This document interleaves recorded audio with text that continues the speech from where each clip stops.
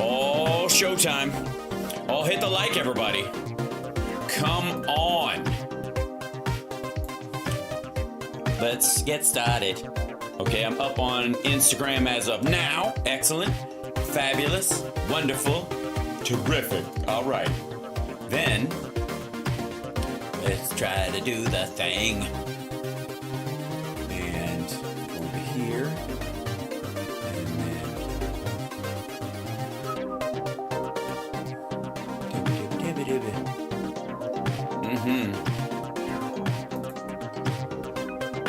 Let's see.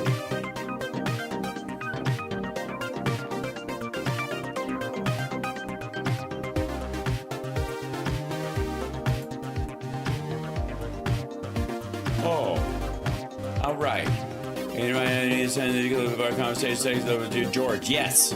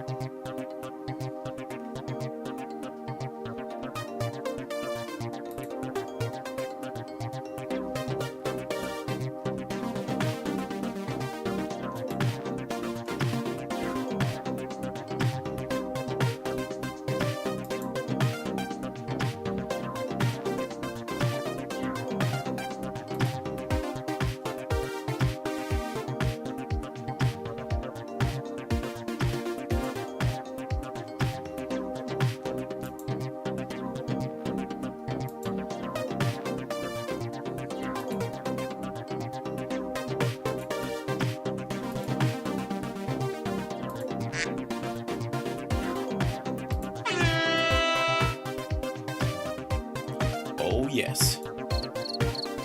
Anybody?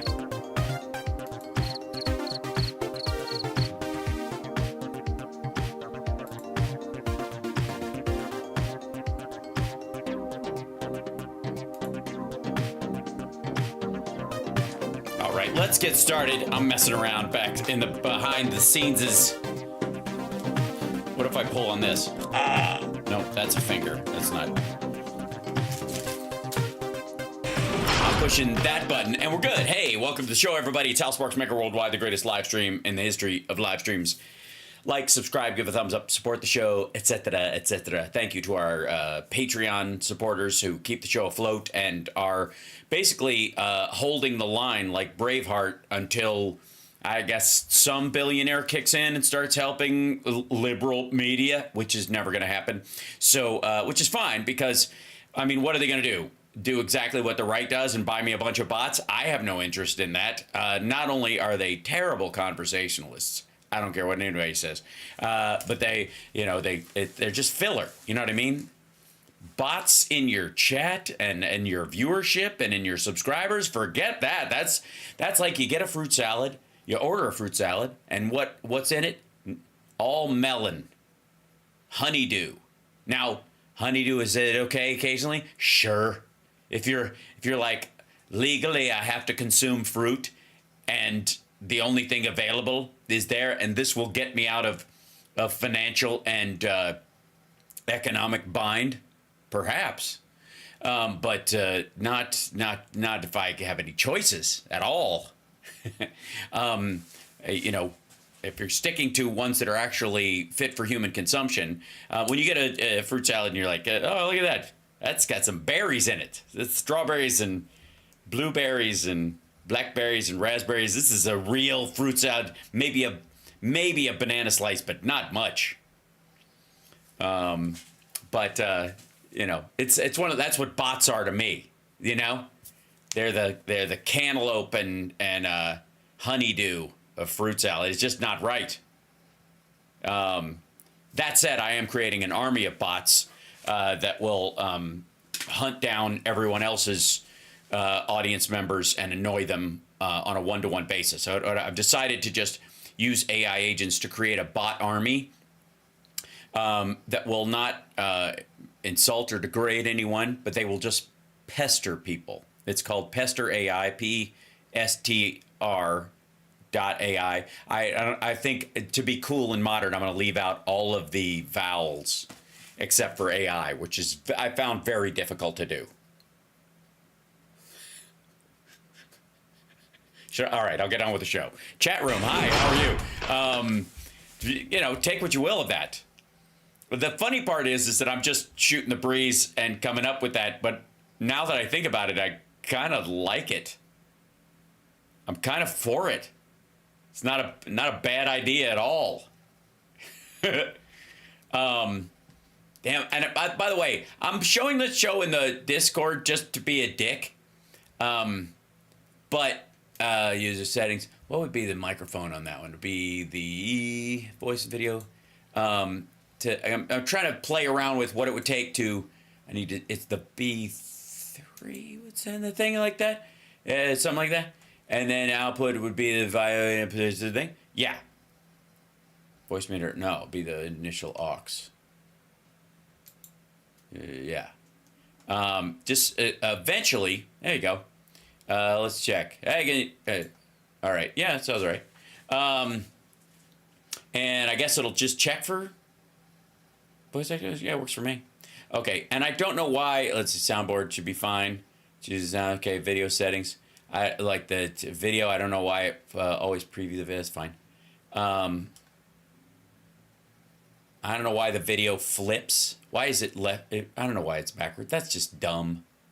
What is wrong with you, Discord? All right. Anyways, escape, and we're all good. And now in the welcome to Mega Worldwide Discord in the live channel, the show is showing. I don't know if you can hear it though. So weird. Noise suppression powered by Crisp. Disconnect this thing. Ongoing something. The soundboard works. I think. Pardon me. Somebody step on a duck? All right. I'm making some attempts at broadening the show, and I can only do it while I'm online. Okay, so there's the camera. I don't want to turn the camera off, but I do want to turn it around. Ooh, good look at all the camera options I have. And the microphone is good. Okay. And then the share the screen. No, I don't want to do that. And then there are activities. And I'll pop that out. And I'll put it over here so that it won't break anything. And then it's so confusing. Transfer to console. That's just dumb. And then, oh, there it is. Okay. It's in the chamber for the Patreons in case they're just sick and tired of slumming it with all the bots that I hired. I'm kidding. Not saying it in Discord. It's in the live channel. And the same thing as the staff chat. That's where it would be, in theory. I popped out the window. I'm alone in here. I don't know if I have to invite people. It's just weird. Should be able to go in there, though. If you see the live channel in the Discord, it should be in there. Anyways, I have to have the thing separated because I have to have the staff chat up and running in case Andrea needs to yell at me. All right, now let's get on with the show. I'm tinkering. I've been in a very tinkery mood. Can I just say that I've come to the determination, ladies and gentlemen, that there are hackers in this world. There are engineers. There are certainly, I don't know, venture, social media designer, engineer, programmer people. And then there are tinkerers. And that's what I am. I just want to have all the skills that if it says you don't have access, oh, that's terrible. I maybe I have to invite everybody. That would be a pain in the ass. I don't have to invite everybody. Let's see. Learn more. It's so weird. All right, I'll work on it later. We'll do it. We're gonna do an attempt. The reason I want to do this is for our beloved. I was checking the technologies. Here, maybe I'll do it in here. Let's go to the staff chat. Let's see. Yeah. That's so weird. All right, it's in there. Okay. Maybe in here I can do this. Do I do the same thing in here? Maybe I have to do it again. That would be weird. I don't know why you would do it twice in there. So, all right. I'll work it out later. Fear not. We're just messing around. Okay. How's our join voice channel? There you go. Oh, look at that. Okay, there you go. It's in a bot log. That's funny. That's hilarious. I don't know why it's in that channel. I'm just being weird. All right, we'll save it for later. Just let it run. Doesn't matter. Anyways, I have so much to talk about, and I'm tinkering. I've got too much. I'm doing too much tinkering. Now, can I just tell you how sick I am of certain words? You guys know this is a pet peeve of mine. And if you haven't seen Charmageddon or Escape from Alcatraz, or quite frankly, next week, if you're one of my lovely Patreon supporters, you'll get a free comedy show next Thursday at our beloved Flappers in Burbank, where I'm going to be doing a comedy show, and I will do my best, my level best, to not make fire puns of any sort, or maybe dive into it. Maybe we'll just need the pressure valve at that point. But I will be doing a show, and it will live stream for our Patreon people next week, and then I'll post it later for other folks. But words are important because how we use them and the sort of their value as a tool of communication rises and falls based largely on whether or not people like agree on their meaning. Yes? Yes? So there are a lot of things that we take for granted in our conversational world, and it's one of the reasons why I didn't fall really heavily into the pronoun thing. It's why I think that it's not that it doesn't matter to certain people. It certainly can and should, but it shouldn't be the hill that anybody lives or die on, because pronouns are the words people use to describe you when they don't know you. And they aren't close. They're generic terms for you. They're placeholders for your real name. And so that's up to them. My pronouns, the irony is that I get misgendered all the time by all kinds of folks. And especially I love it when, I really do enjoy it, when maggots are in our chat room. And hi, trolls. Sometimes I forget to welcome you guys. And I want to say hi and share the show out so that they know where to come, because they won't click the notification bell. They fear me. So, but they'll see the fact that I have long hair, and then they think it's a dig somehow to mess with me because of my long hair and something girl and something gay and something whatever, right? This is a big, never mind the fact that I've never seen Jesus with a buzz cut, and all these people consider themselves to be, big Christians. It's just fun irony. It's an easy, readily available shot they can, I can throw their way. It's a good time. And so I don't care, and it's fun. Yeah, Jesus had long hair, as did everybody. I think in the Bible it even says you're not supposed to cut your hair, and includes your beard, largely because of infectious disease. Nobody needs scissors or knives around their face or their head, How do people call you ma'am? No, but when my son and I are sitting at a table, sometimes a waiter will come up and go, "How you ladies doing?" And because they'll just see my flowing locks and his flowing locks, and I'll go, "Doing all right," and it's fun. The worst one was a waitress at Olive Garden who just couldn't live it down. She just could not live it down. She just, like, every time she came, it was right out of the gate and right up to the table, just thought, and she knew it the second, like, she looked at both of us. I'm clearly, a man presenting as a Viking, and my son is clearly a boy with long hair.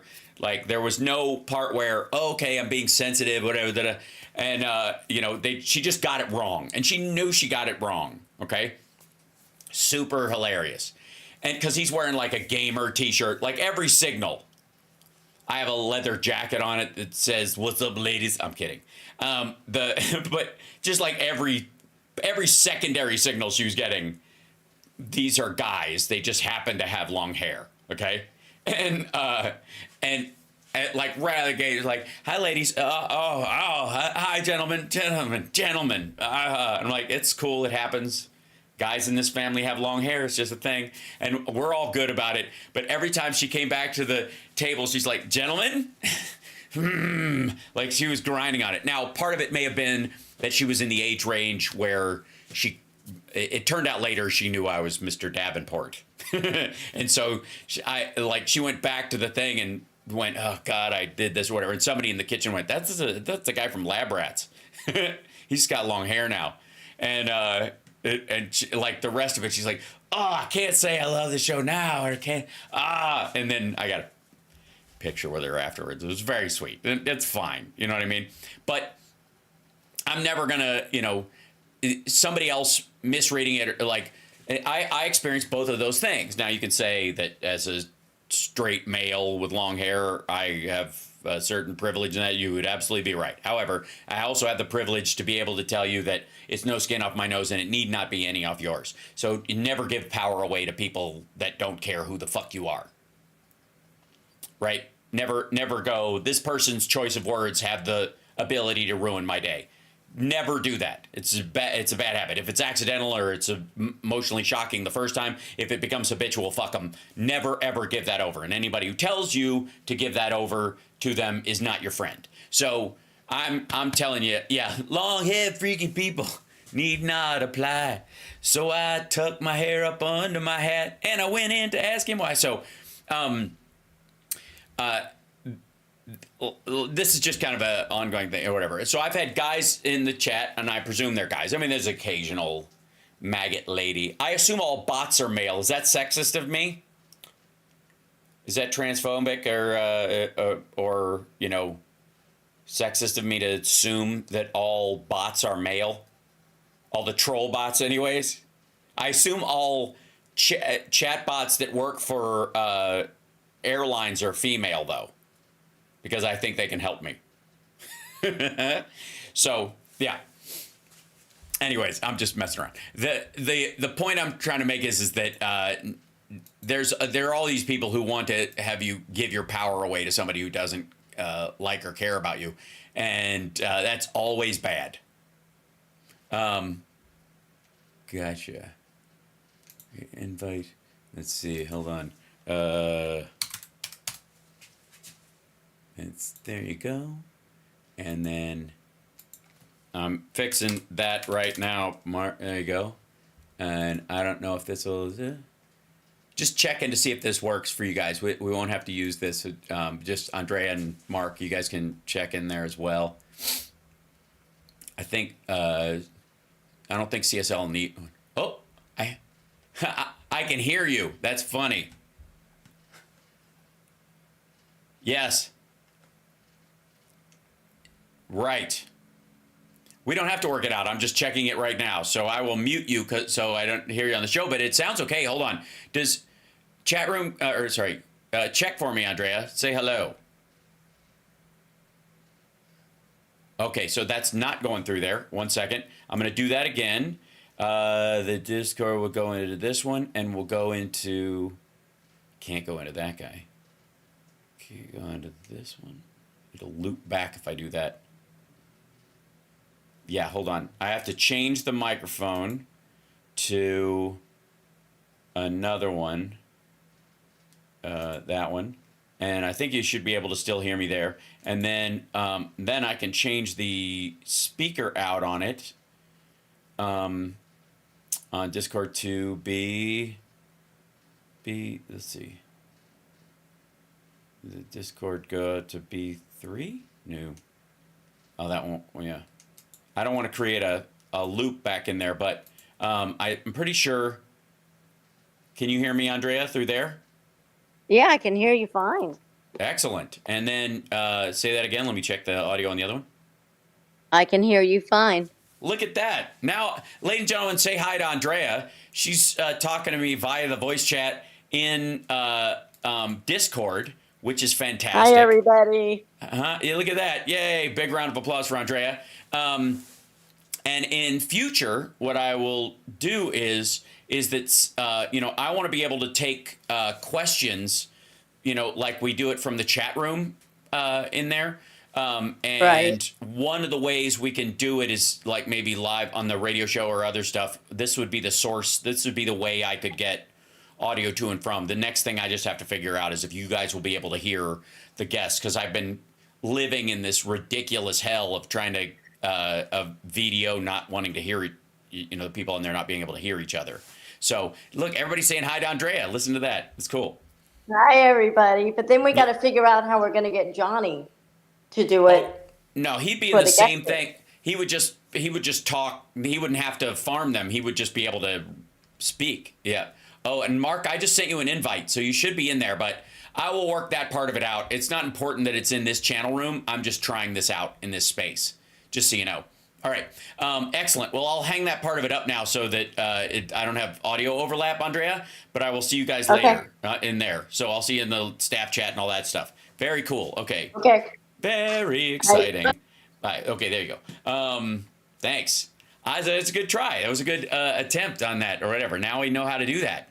I've been wanting to do that for a while. Get people who are the Patreon folks that are in our Discord, set up a channel for them to be able to, do stuff. And that's what we're going to do it. That was part of my January, I do my New Year's resolutions every year on my birthday in September, because I recommend that's what people do. But I will save one for the for the new year, just to have one for my own use or whatever. And one of them, and that one has been integrate the Patreon folks into the show more. And so there are 3 things I'm going to do, and that's one of it. So it's awesome, and there we go, and that was kind of cool. Now back to what's effectively the regular show, and Mark, I'll get you in there, fear not. Also, the Elon Musk video is doing really well on the channel, and so is the Silk video that I made me fall apart.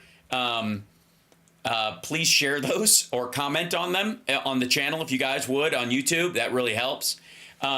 Now, there's a lot to cover today, clearly, and I'm dicking around waiting for him to do it. But let's see.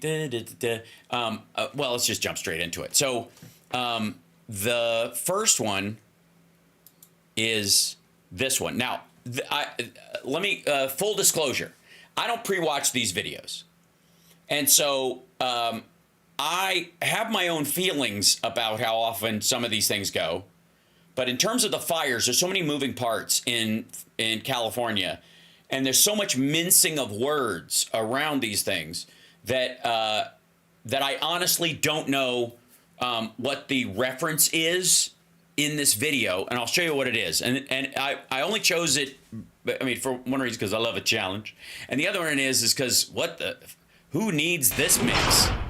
Ladies and gentlemen, Stu from Glenn Beck's show on Megyn Kelly's show.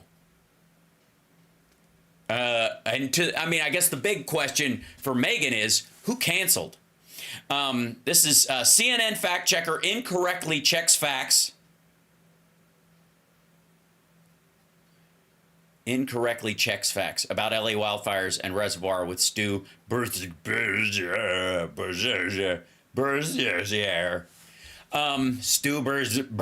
Stu Burgers. CNN's fact checker incorrectly checks facts. So he made a mistake, or he's not supposed to be checking facts about LA wildfires and reservoir with. Okay, so let's see. I've seen a couple of things where people have been taking like the Jacob Soboroff video and acting like Gavin Newsom was covering or obfuscating or some shit, which it isn't. I don't know if that's what this is about. We'll see.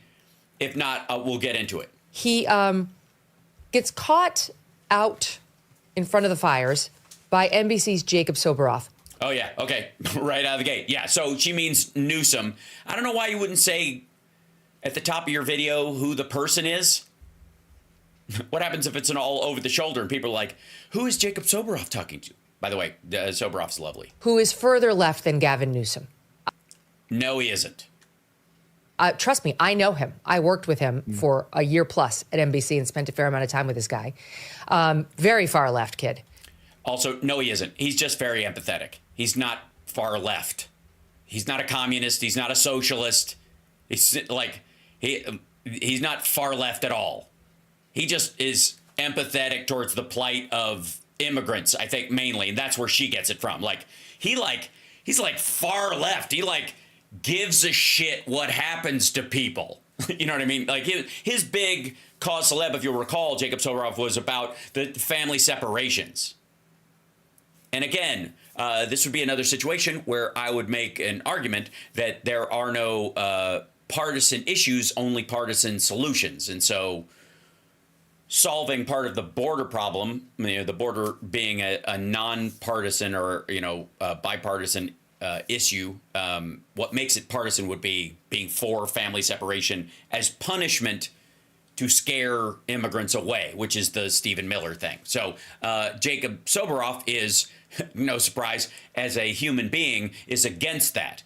And a punitive family separation policy and a zero tolerance policy, that's gross and inhuman and unchristian and all kinds of shit. And Megyn Kelly thinks that because he recognizes that makes him far left, just for the record. And not a kid, but he's younger. And he starts asking Gavin Newsom a bunch of softball questions. By the way, girl, those are some extensions, okay? Back off. Seriously, unless you're going as Lady Godiva for Halloween this year and you need some nip cover, I dial it back like 6-7 inches at least. Unless this show just doesn't pay for itself and she's making her living as an art model and there's rules where she lives. And Newsom tries to spin that everything was filled. All the reservoirs were totally filled. I don't know what the hubbub is about. Okay, so this is what he tries to spin. That's what she says he says. Now, does anybody think that's what he said? Let's listen to her again. Filled. All the reservoirs were totally filled. All the reservoirs were totally filled. Everything was filled. All the reservoirs were totally filled. Everything was filled. All the reservoirs were totally filled. That's the quote. Okay. I don't know what the hubbub is about. I don't know what the hubbub is about. So he shrugs it off and goes like, what's the big fucking deal? Okay. And Soboroff asks one follow-up question, pointing out that the reservoir that serviced Pacific Palisades was empty. Watch this. Okay. And all right, well, let's see what the talks about the Delta smelt and reservoirs. The reservoirs are completely full, the state reservoirs here. The state reservoirs, okay. In Southern California, that mis and disinformation, I don't think advantages or aids any of us. Responding to Donald Trump's insults, we would spend another month. I'm very familiar with them. Every elected official that he disagrees with, very familiar with them. We do know, though, from reporting here locally that one reservoir that serves the Palisades was not full. And that's exactly what triggered my desire to get the investigation, to understand what was happening. They believe, or the Washington Post, they believe that this fire in the Pacific Palisades was the result. Hold on a second. Can I just say, we all watched that, right? We all just saw what he said and the response to the question, and also the fact that there was obviously a previous conversation about the quote-unquote investigation earlier in the interview. And did he say, I don't know what's all the hubbub about? All the reservoirs are full. He said state reservoirs, and that's misinformation. And then the local reservoir, which is not the purview of the state government at all, was drained for whatever reason. I'm sure that fucking Karen Bass didn't roll into office a year ago and change and just decide, you know what, let's empty the reservoir in Palisades. Right? It's just, you can see where this is active manipulation. Of a nearby fire that had started on New Year's Eve thanks to fireworks that they put out, but it was still smoldering. And with the high winds, it sort of jumped. Anyway, all of which is for... Also, that's the theory right now. That's one of many. There's no guarantee that that's what happened. And so what are you going to say, that the local Palisades, it wasn't even about the lack of water in the reservoir then, dummy. It was about the local Palisades firefighters doing a half-assed job? Is that your argument now, Megyn Kelly? Foreseeable. And he's going to die on the hill of, well, the locals didn't fill their reservoir, but the state reservoirs had water. No, he's not going to die on that hill. He asked for an investigation into why that reservoir wasn't full. That's not dying on the hill. That's not going, nobody cares. What's all the hubbub, bub? Amazing. I mean, the time to look into it is before the entire city burns to the ground. That's kind of the time you target as a governor, someone who's competent to look into such matters as not having water to fight fires. You don't look into it. Sorry. So I guess the time to move buildings that are going to be hit by hurricanes on the regular hurricane season is when you first become governor of Florida, I would guess, or South Carolina, or Alabama. Who thinks that this asshole is going to step into a bunch of COVID prep stuff with Donald Trump? After you're just looking at a bunch of rubble, you look at it before the issue. That's entirely your job as governor, and he's Oh, fuck me. Yeah, like having, I don't know, a pandemic response team and a plan and making sure that you have plenty of PPE and stuff like that just in case one happens, or even looking forward in the future when you've had one already to know what the mistakes were or what the lack of capacity was, and making sure that that capacity is handled next time around instead of going pandemic. The next time we have a pandemic, I'll give the wind the finger and go back in my house. This is bullshit. I'm going to like failed at it over and over and over. Again, Biden killed the pandemic response team, chucked their report, and then also got rid of the COPS program, which Biden and Obama had put in place to mitigate the number of unarmed men being killed by cops, black, Hispanic, white, and other, so that you could get bad cops off your force without having the union have to run interference for them, that there were higher standards, and so that it would be easier for you to get rid of them. Trump scuttles that almost to the day. He scuttles the pandemic response team, and then 2 years down the line, almost like you could fucking see it coming, what happened? George Floyd happens in the middle of fucking COVID. You want to throw down about fucking prep? The 100-mile-an-hour winds that happened in California were far and away the strongest winds. Like it was absolutely a perfect storm of a bunch of things. You're gonna find everybody leave Henry Winkler the fuck alone. You're gonna find a bunch of arsonists taking advantage of this. Period. End of fucking story. And this asshole's like, they should have, I don't know, they should have prepared for it. They should have prepared for it. Oh, you mean like Ted Cruz and the fucking power outages when he went to Cancun in the middle of winter? Who could have seen winter coming? I mean, for real. So according to Stu, it should be illegal to live anywhere that a tornado has hit before. Over again, and that's going to be his fallout. Of course, he's going to be basically the multiple Spider-Man theme, meme where everyone's just pointing fingers at each other. That's what's going to happen in California. They're all going to, I guess, decide to blame everybody. Of course. No, they're not. They're going to have an investigation as to why that failed, and in future they're going to have to build in a way that will mitigate the climate change damage that is going to come. That's going to make fires like this move closer and closer to the city. They've been around Antelope Valley. They've been up in fucking Ventura area, and they've been over in the Imperial Valley and up near Rancho Cucamonga, which is fun to say, for years. And usually they stop because people have sprinklers and water, and the ground is wetter normally, but it's been incredibly dry, and that's going to increase. Donald Trump is going to get his share of the inexplicable blame. He's not even president of the United States yet, but this is still going to be his fault somehow. What are you talking about? Again, there are like childish, pusillanimous weasel moments. And for some reason, the right are all about these, like permanent victimhood. Stu can't get, 5 sentences into his response without, like, giving victim status to Donald Trump? Why is he even coming up in this conversation? Other than the fact that there are great parallels to how he fucked up the COVID response,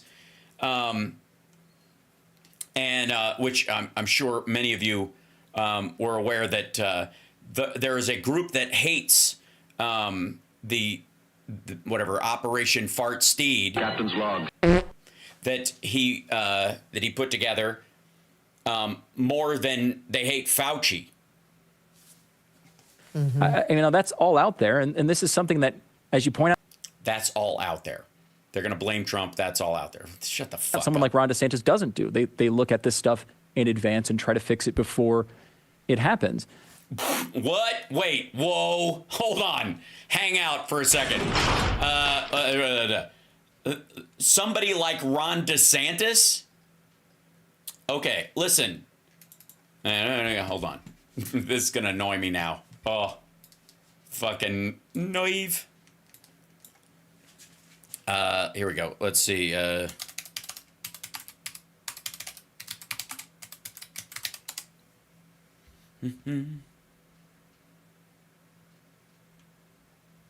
Let's see.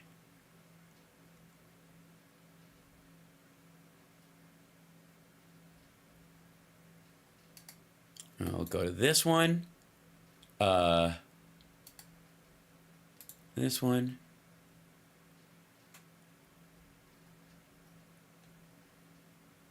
Let's see.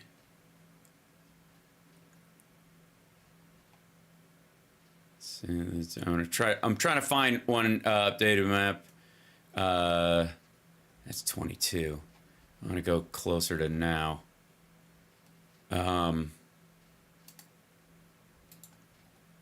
Yeah.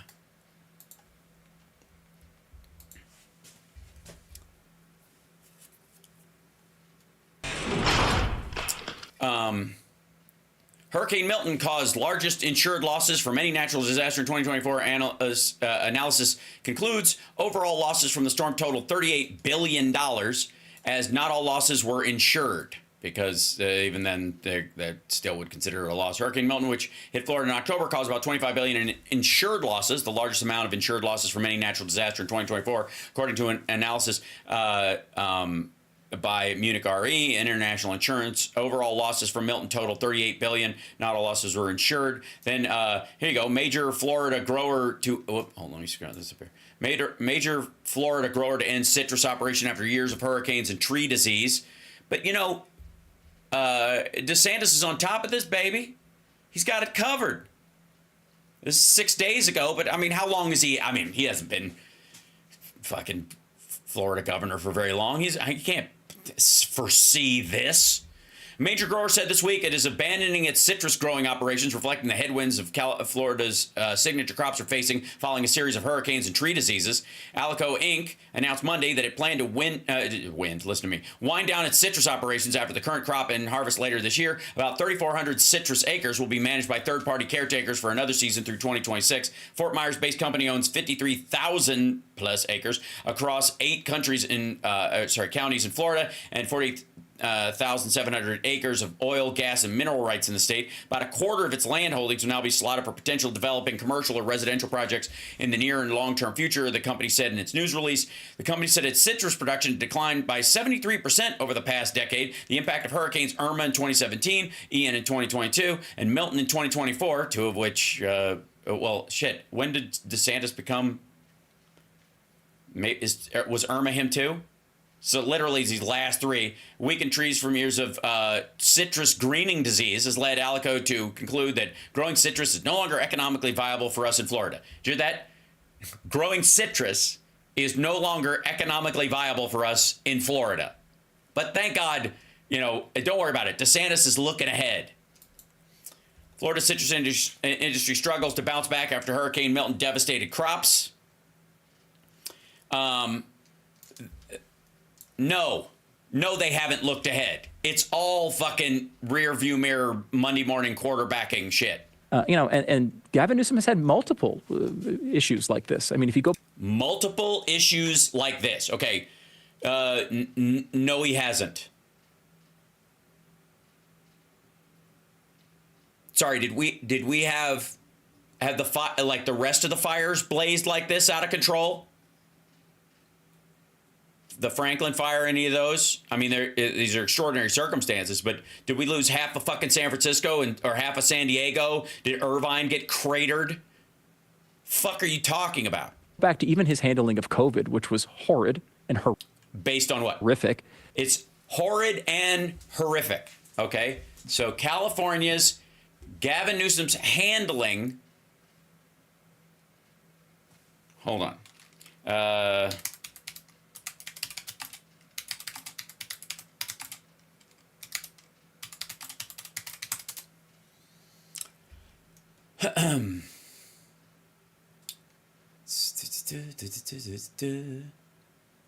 California.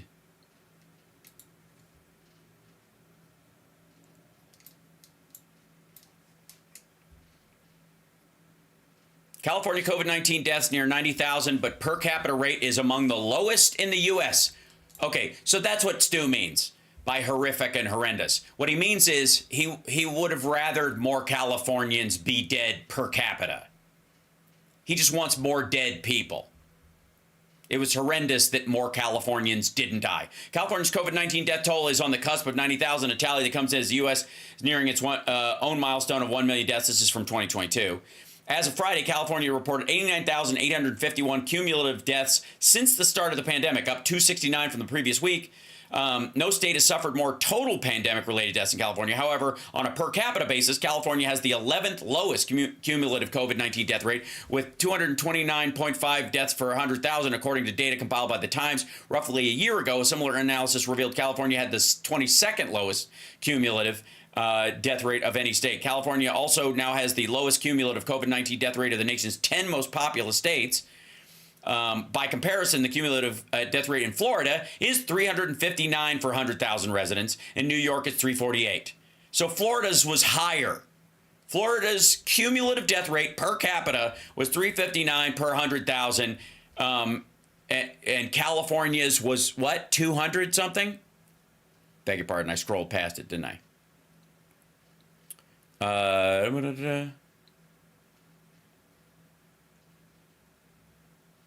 Yeah, 229. 229.5. And again, this is what he means by horrendous. But one of the first things he did when he got into office, and this is covered in a Michael Lewis book, not a conservative author by any means, but they had an infectious disease expert who was running their health department for the state government. But the problem with her was she was white and blonde. Oh, boy.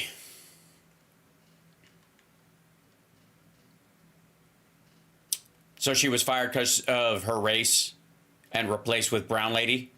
And Gavin Newsom wanted a person of color in that role and hired someone who had no experience and sucked. And somehow, even as new as she was, just brown lady off the street. Hey, black lady, come over here. We want to make you in charge of infectious disease in the state. And she just stumbled. This lady just stumbled into having the lowest death rate of the 10 most populous states. And per capita, fewer deaths than Florida. It's weird. It's almost like you're making the case that any rando black lady who's totally unqualified is better than a blonde, blue-eyed white lady that studied forever. What the fuck? This is racism, Stu. You are a racist. How dare you say that some random black lady can be better than a white blonde lady that studied and worked very hard her whole life, because that's what you're saying. absolutely no idea what they were doing whatsoever. This is absolutely no idea what they were doing whatsoever. Okay, hold on.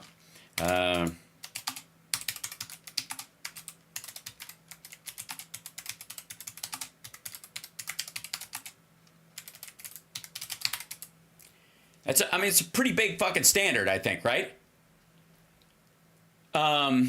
Let's see. Newsom's biggest unfinished project. Bird flu. Who's it? Okay, California Department of Health. So I'm waiting for this to come up because okay. I don't know if he's talking about the CDPH director, the California Department of Health.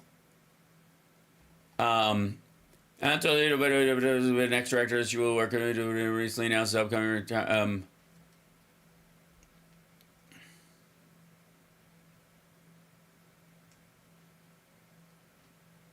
Nope.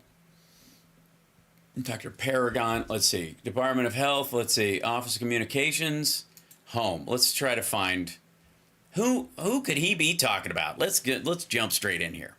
I am looking for administrative, disease and conditions, healthcare products, see more. I don't even want to click on that. That's scary. Let's see. What's new? Health and science, staff, people, check us out. Vital records, gov tests of general jobs, private sector, about who we are. State agency directors. Okay. All right. I'm trying to figure out like who he's talking about. Okay. Because he's talking kind of out of his ass. So run this by me again. Who replaced who? And Gavin Newsom wanted a person of color in that role. And in which role? He's expert who was running their health department.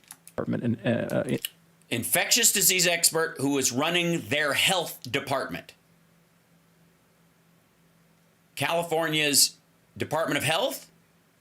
Because that's a dude. Let's see.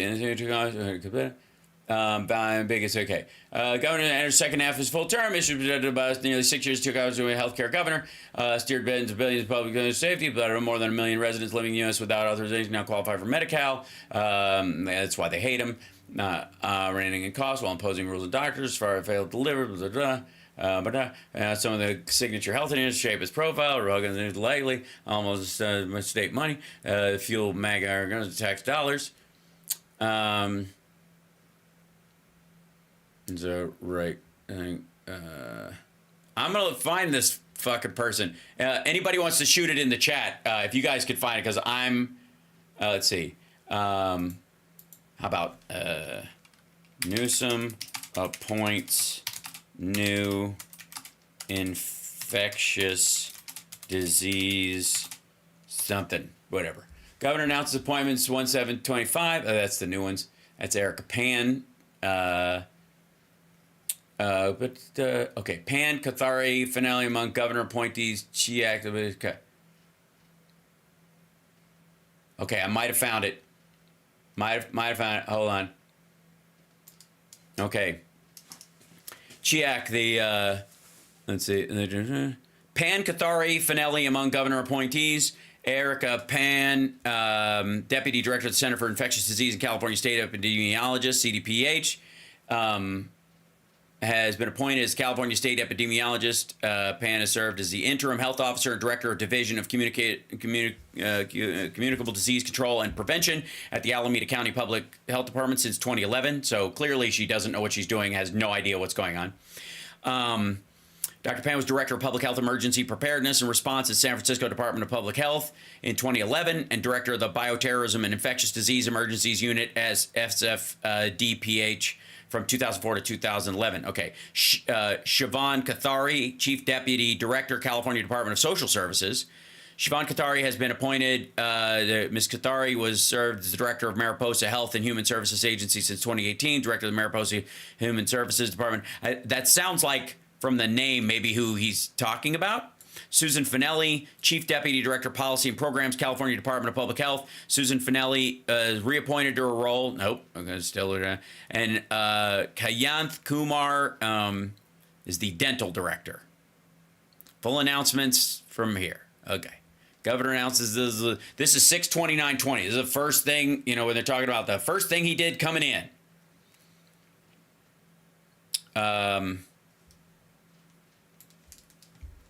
It seems to me that he is talking out of his asshole. This is aggravating. Which was horrid and horrific.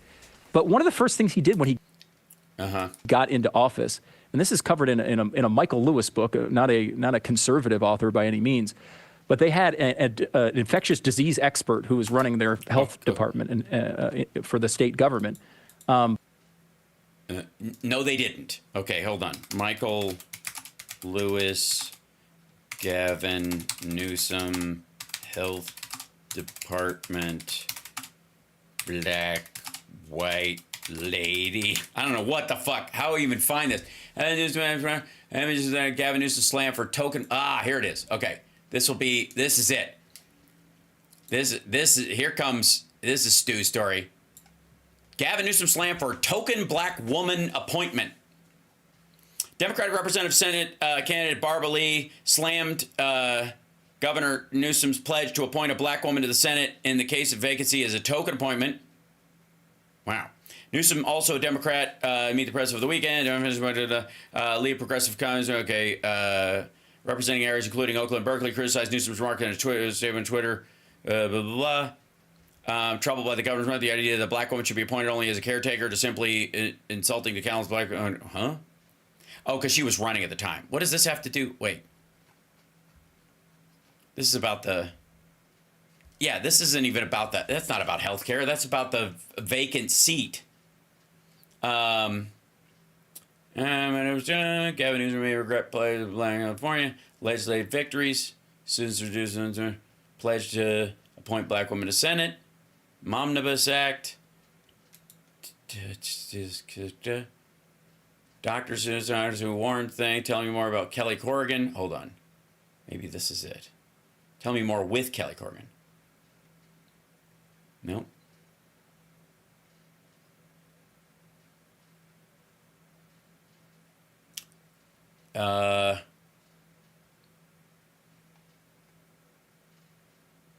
Yeah, I mean, the woman who ran the Department of Health is Asian. But the problem with her was she was white and blonde. And Gavin Newsom. Can I have the names of either of these two ladies? Stu Burgers. Wanted a person of color in that role and hired someone who had absolutely no idea what they were doing whatsoever. Absolutely. So listen to this. Do you know how fucking sponge-brained you'd have to fucking be to think that Gavin Newsom was so desperate to get a black lady in a white lady role that he picked someone who doesn't know what they're doing in, I suppose, a brilliant attempt to undermine black people's advances in society by intentionally putting inept people who are way over their head in positions of extraordinary power, who have no idea what they're doing, just so when shit hits the fan, he has someone to blame. What's the other reasoning?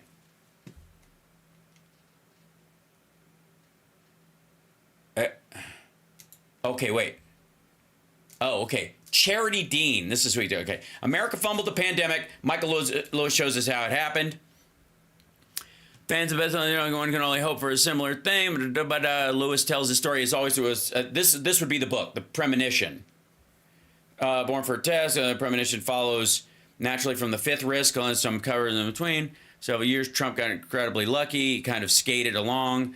But as March 2020, I didn't actually have a story. Conviction in my publishers that I'm done a pandemic book, much as the dark characters that Lewis had imagined. His new book, Deep Down the Pathology of this Thing, quickly you can realize beyond Trump, yes, Trump was inept and late to respond, but it wasn't Donald Trump taking his exquisite tuned, polished machine and destroying it. He's taking his machine we've allowed to gather rust for more than a generation and took a sledgehammer to it. Okay, whatever.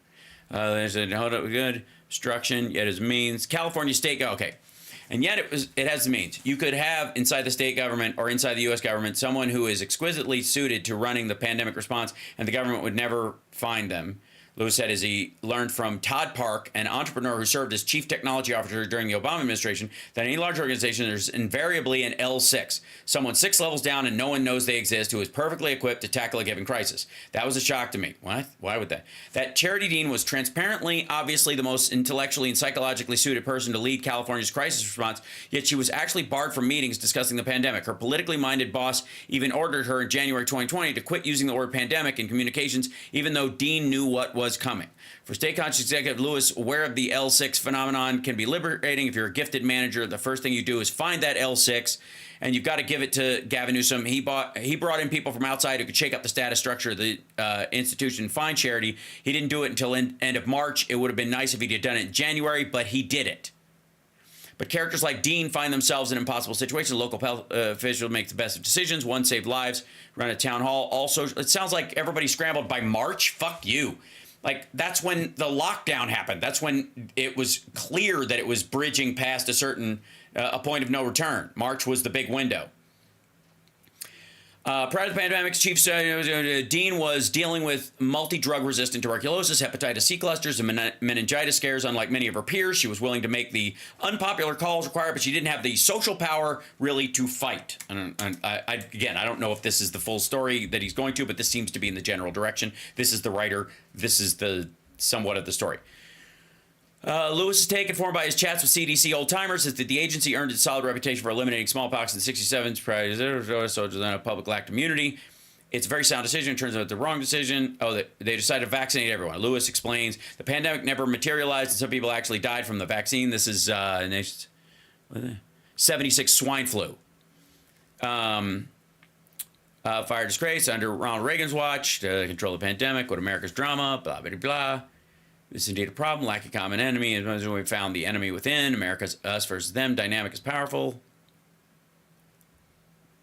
Fifth risk, some federal agencies. Okay. I guess, let me see if, I bet you Charity Dean is who he's talking about, I guess. This is me just totally fucking giving him the benefit of the doubt.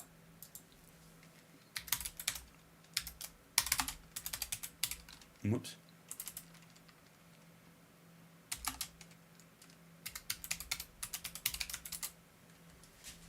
Yeah, okay. Blonde lady. I think we have a success. Public health officer swaps Santa Barbara for Sacramento. This is 6 years ago. And she looks like the blonde lady we're talking about. And then she gave the commencement at OSU a year ago. She had aging wildfires, potential pandemics. 5 years ago, Q&A with Dr. Charity Dean, California Department of Health. Let's look at this. Santa Barbara returned her resignation yesterday. Now she's been appointed by Governor Jerry Brown, assistant to the... Okay, so yeah, so she was in there when Jerry Brown was in there. And then, let's see. Now we'll go with Charity Dean replaced by...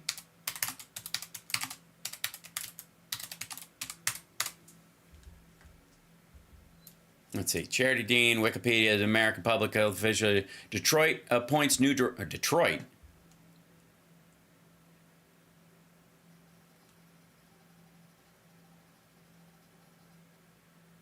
Sorry, hold on. Charity Dean... Mercury News. This is 20. Okay. Here you go. Let's try this. California, go away. I don't care. I don't want this. Oh, it's the fucking Mercury News. California's top public official leaves job because she moved to Detroit. Public health meets private sector with Charity Dean's this. Teams California public officers resigning amid criticism. Okay, hold on. Over pandemic rules. Leigh Dundas angrily wagged her finger at Orange County supervisors of the board meeting last month. She ticked off what she thought were damning details about the professional background of the senators. Just needs to be found. Local policy, charity thing. Things have gotten ugly in Northern California. California reopening strategy, which asks county things. County health officials occupy a unique position. Whereas legal authority, reopening strategy, and yeah.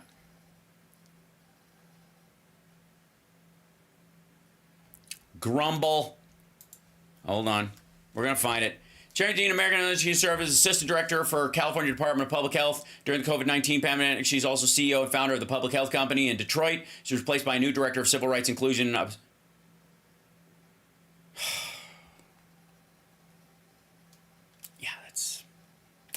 That's.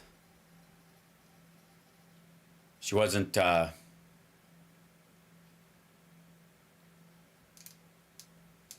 She wasn't replaced by a black lady in California. She was working in Detroit. She was replaced.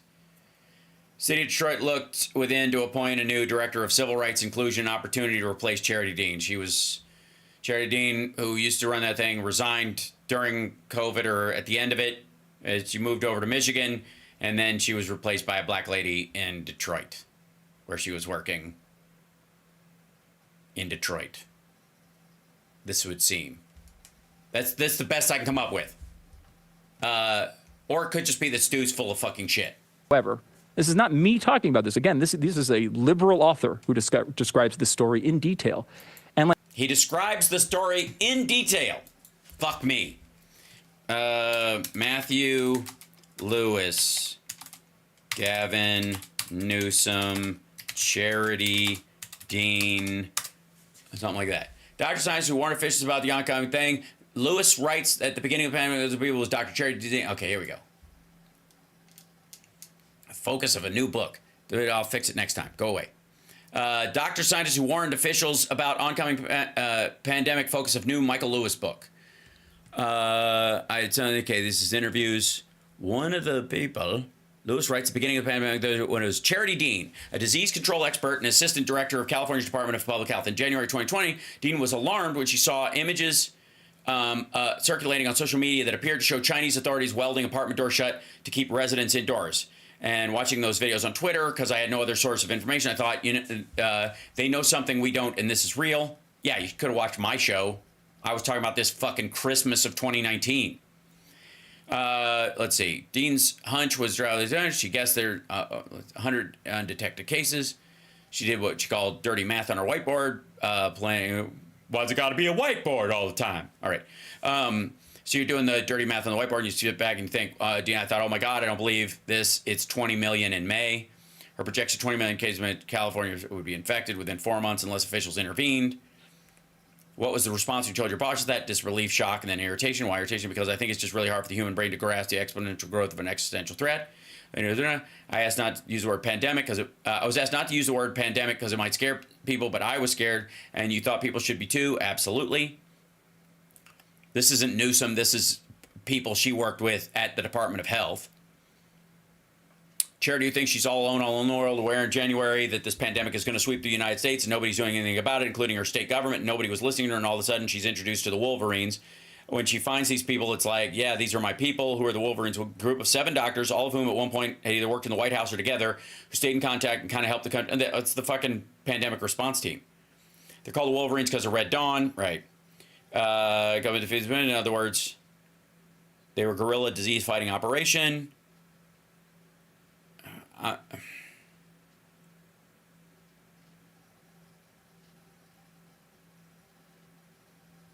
Yeah, I don't see him talking about it, this and that story.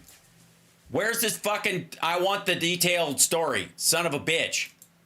This is a cause. Michael Lewis, this was a horrible pandemic. Oh, okay. The Spectator. Michael interviewed. I accept it. Close. Go away. Michael Lewis. Oh, fuck you. I don't know if there's a, yeah. In the middle of this, Gavin Newsom knew that, but he wanted a person of color in the top job. It was an optics problem, a senior health official told Lewis. Charity was too young and something. I'm going to copy that, see if I can find a free version of the article anywhere else. We're getting there. We're so fucking getting there.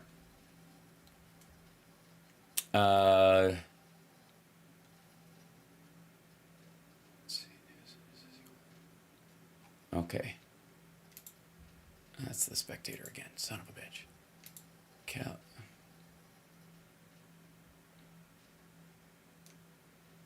Homeless drought gas early release convicted felons but EDD ordered is shut down.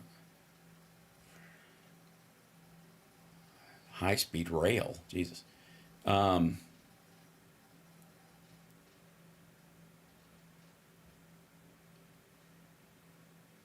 Nope.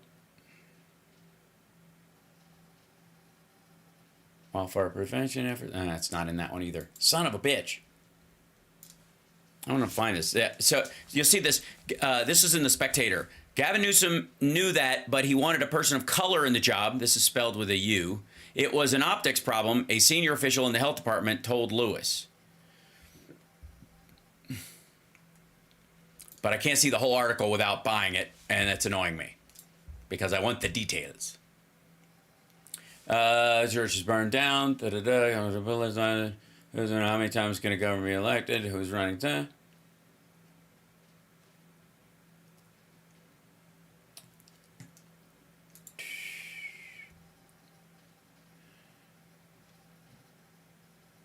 Executive summary. This seems to be Lewis's important. Like, again, nobody is running. All right, this is fucking annoying me. I know nobody gives a shit about this. This is the quote from that thing. Charity was too young, so it's more about her being old. This is the quote at the top of that article. And then this was a horrible time, but it wasn't the big one, says Michael Lewis. And then this is theirs. And then it goes into the stories about the news because Google fucking sucks. Okay,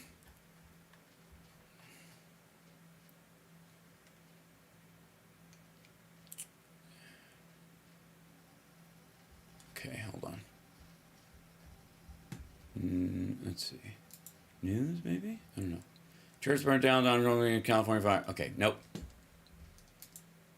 Good Lord, it's aggravating. This should be easy. If it's spelled out and everybody knows that, it should be easier to find. Jesus. Let's see. Newsom replaces Charity Dean with ... Newsom quickly accepts.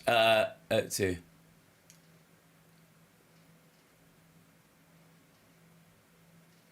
California Public Health Director resigns during COVID-19 outbreak.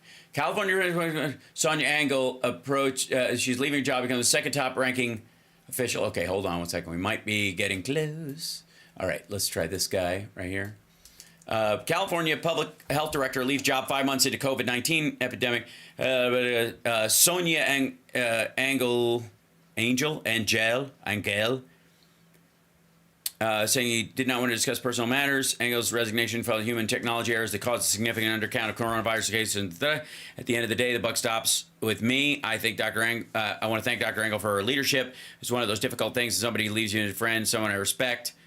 Someone who is a real champion of racial justice and social justice. Sandra Shuri, an executive at the nonprofit Healthcare Foundation, announces Engel's director of public health, Department of Public Health, Dr. Erica Pan. So that's why when Dr. Pan came in.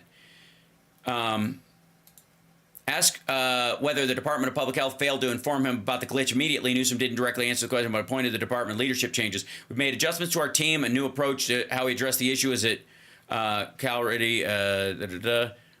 visible California officials during the pandemic. The public crisis killed more than 10,000 Californians since March. She frequently appeared alongside Newsom during his press conferences. In addition to leading the Department of Public Health, she also served as state public health officer. So Engel did not have a reason for leaving in a note on Sunday. Health and Human Services. Okay, so let's look her up then. Dr. Sonia Engel. And let me guess, she'll be the black lady that we're all talking about. And this is amid pressure ban Newsom. This is...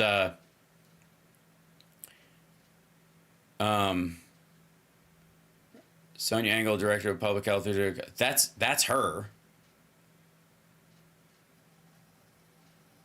I'm stepping down. Director of Public Health. Last week, Mark Alley just stepped down. Okay, so that's who replaced Charity Dean. Based.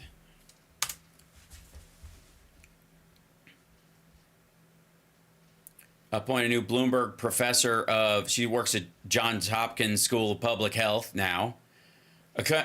They're big on hiring people who don't know have no idea what they're doing. Here's April 15th, 2020. Resigns. This is August 10th. Over the COVID-19 data glitches. Doctor gave up journalism to become public health thing. This is 2019. Before she became a public health leader, she wanted to be a journalist, but she ultimately decided to put down a notebook and roll up her sleeves in the community. She went to Bloomberg there, or whatever. This is the story. Here we go. California's public health director abruptly resigned on Sunday, but no reason was given for her departure. Dr. Sonia Angel served as the director of the State Department of Public Health and as the state's public health officer. She'd held the positions for less than a year.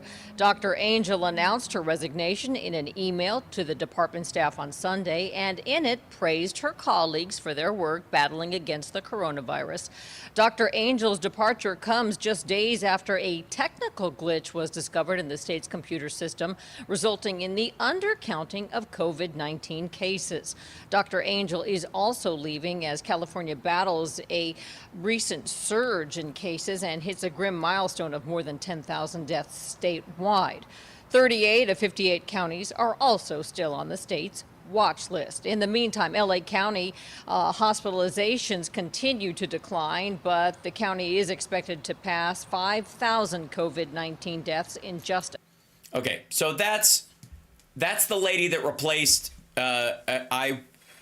Maybe she's black. I would.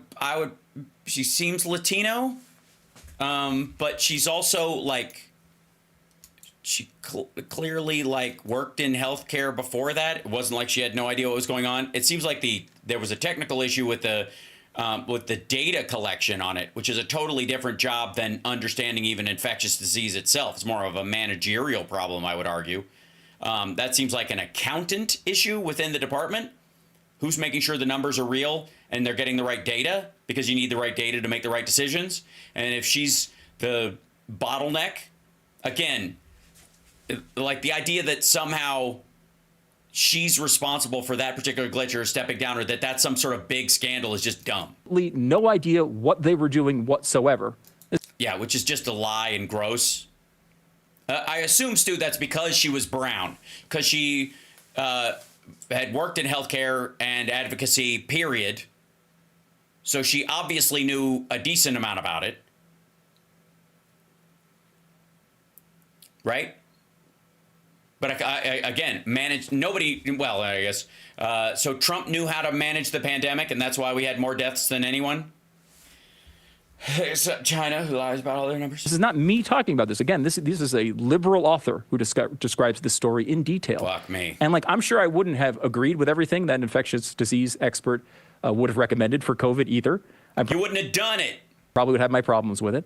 But the idea that you would put someone in an important position like that before COVID, not knowing that it was coming, just putting someone in there who looked the way that you wanted them to look, going all out DEI with the lives of Californians. Jesus Christ.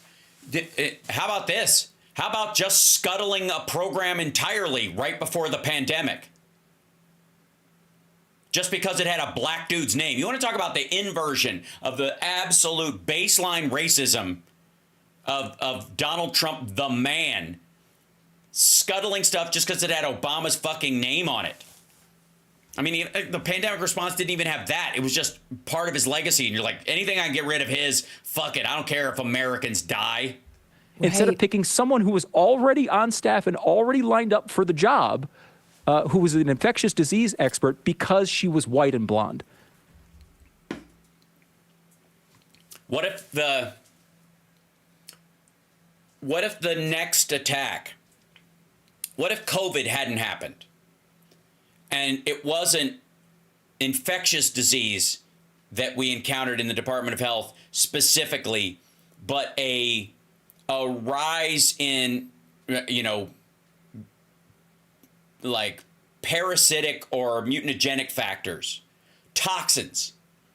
What if instead of infectious disease, there was something literally in the water? There was a parasitic thing in the water that's not technically an infectious disease, spreads differently than a virus or a bacteria would.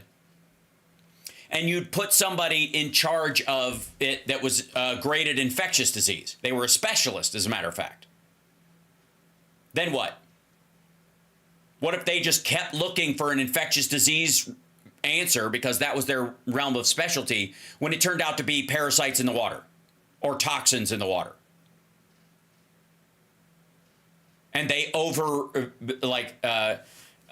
they overruled everybody below them who was saying that maybe this is toxic because of the environment. You know, it's happening in a lot of these neighborhoods, and this is stuff in the water. What if that had happened, Stu?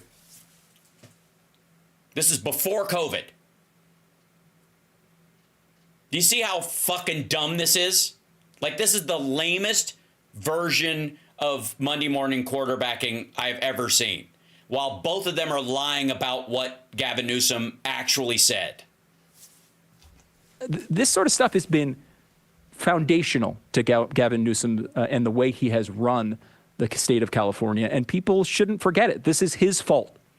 This is his fault. Now, it's Karen Bass's fault, and he needs to be held responsible for it. So COVID was nationwide, and we had massive deaths across the entire country, shortages of protective equipment, all that stuff. And Donald Trump, it was in his last year in office. He had 3 years to prep up for this shit, Stu. Should he be held accountable for every death under COVID? And every one of the deaths you guys say is from the vaccine. How about that? He's the one who came up with the Operation Fart Steed name, right? Captain's log. Sorry. Captain's log. Tony Soldier. There you go. Right? Okay. Well, here, let's just take it as rote. So, Stu, thank you for giving us permission to put every single death on Donald Trump. This is his fault. It happened at the end of his presidency, not at the beginning. He had been there for a long time. He could have prepped for it. He could have seen this is coming. He specifically dismantled the pandemic response team. Right?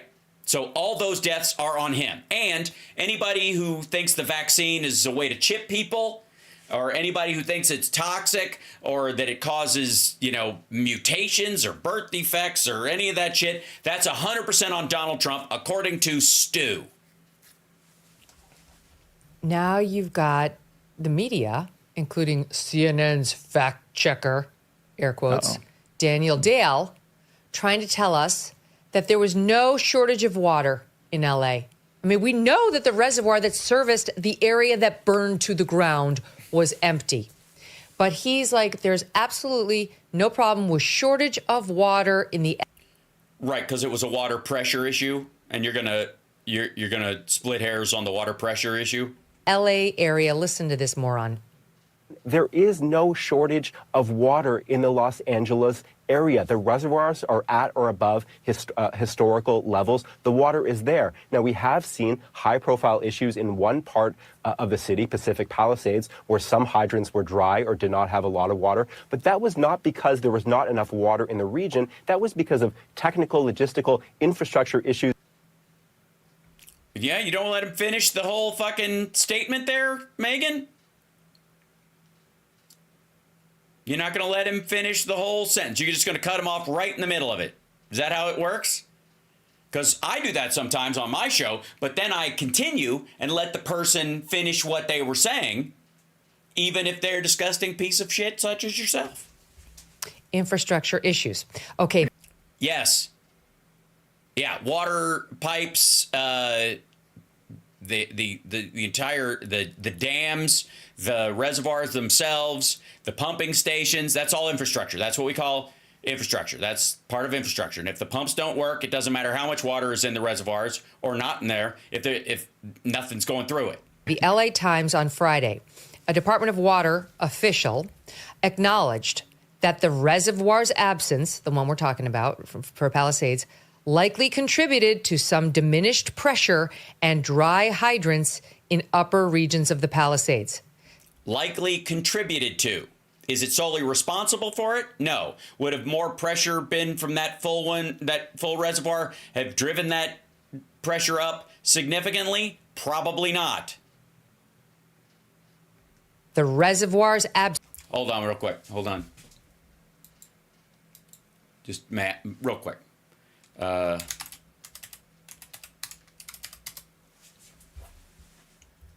Whoops.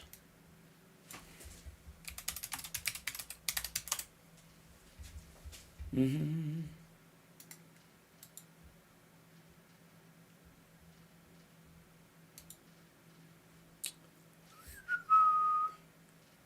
Mm-hmm. 1 second. Let's see. Images. Let's see. Sleepy Lagoon, Silver Lake. 100-year-old.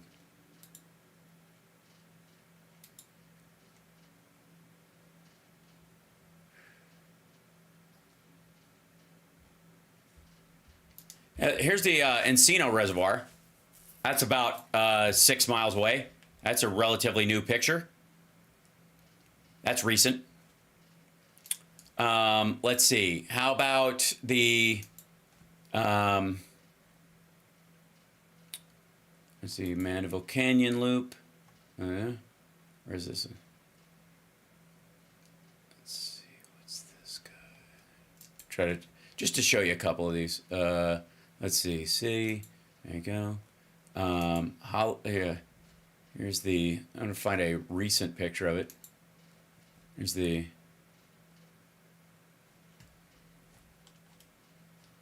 Here's the Hollywood Reservoir.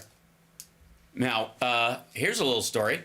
Hollywood Reservoir, see this big dam right here? Blocking that water? Holding it in? Yeah, if that ever breaks or goes, all this is flooded. This is fucked. There's the Hollywood Reservoir. This is, here's a satellite image of it. There you go. That's that's current. Yeah?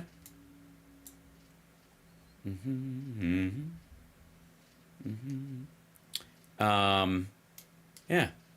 Let's see. And then we'll go over to here. This would be, there's Santa Monica National. This is down in Los Angeles area. This is Ocean Park. There's the Getty. This would be the mountains up here. Then there's this reservoir. That one right there. Whoops. Get this in there. Get in there. The Upper Stone Canyon Reservoir. And then, let's see.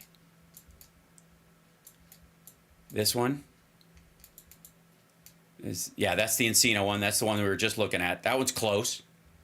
That's higher up in the hills, too, above it. There we go. Da-da-da. And Skull Rock Trailhead. There's Topanga. Vancouver County, Inspiration Point of View. This one, this here's the size of that one. Just so you know. This is the one they're looking at, okay? This is the Santa Ynez, that one. That's the one they keep showing pictures of, I think. That's the one that services the area with just local water. Look how big that one is compared to this one or this one or where are we at? This one, and this one. It's like the size of a quarter. Yeah, this is the one they keep looking at. And it's like a swimming pool compared to the other ones. Thank you, Bob. Look at this empty reservoir that serviced Pacific Palisades. That it contributed to the diminished pressure and the dry hydrants. So how... That it likely... They didn't say it contributed. Read the quote again, dum-dum. And dry hydrants... Mm-hmm. Okay, the LA Times on Friday. A Department of Water official acknowledged that the reservoir's absence, the one we're talking about for Palisades, likely contributed to some diminished... Likely is in there. Maybe he's using political speak, but that's the actual quote. Pressure. And then what does she turn it into? And dry hydrants in upper regions of the Palisades. The reservoir's absence, meaning look at this empty reservoir that serviced Pacific Palisades, that it contributed to the diminished pressure.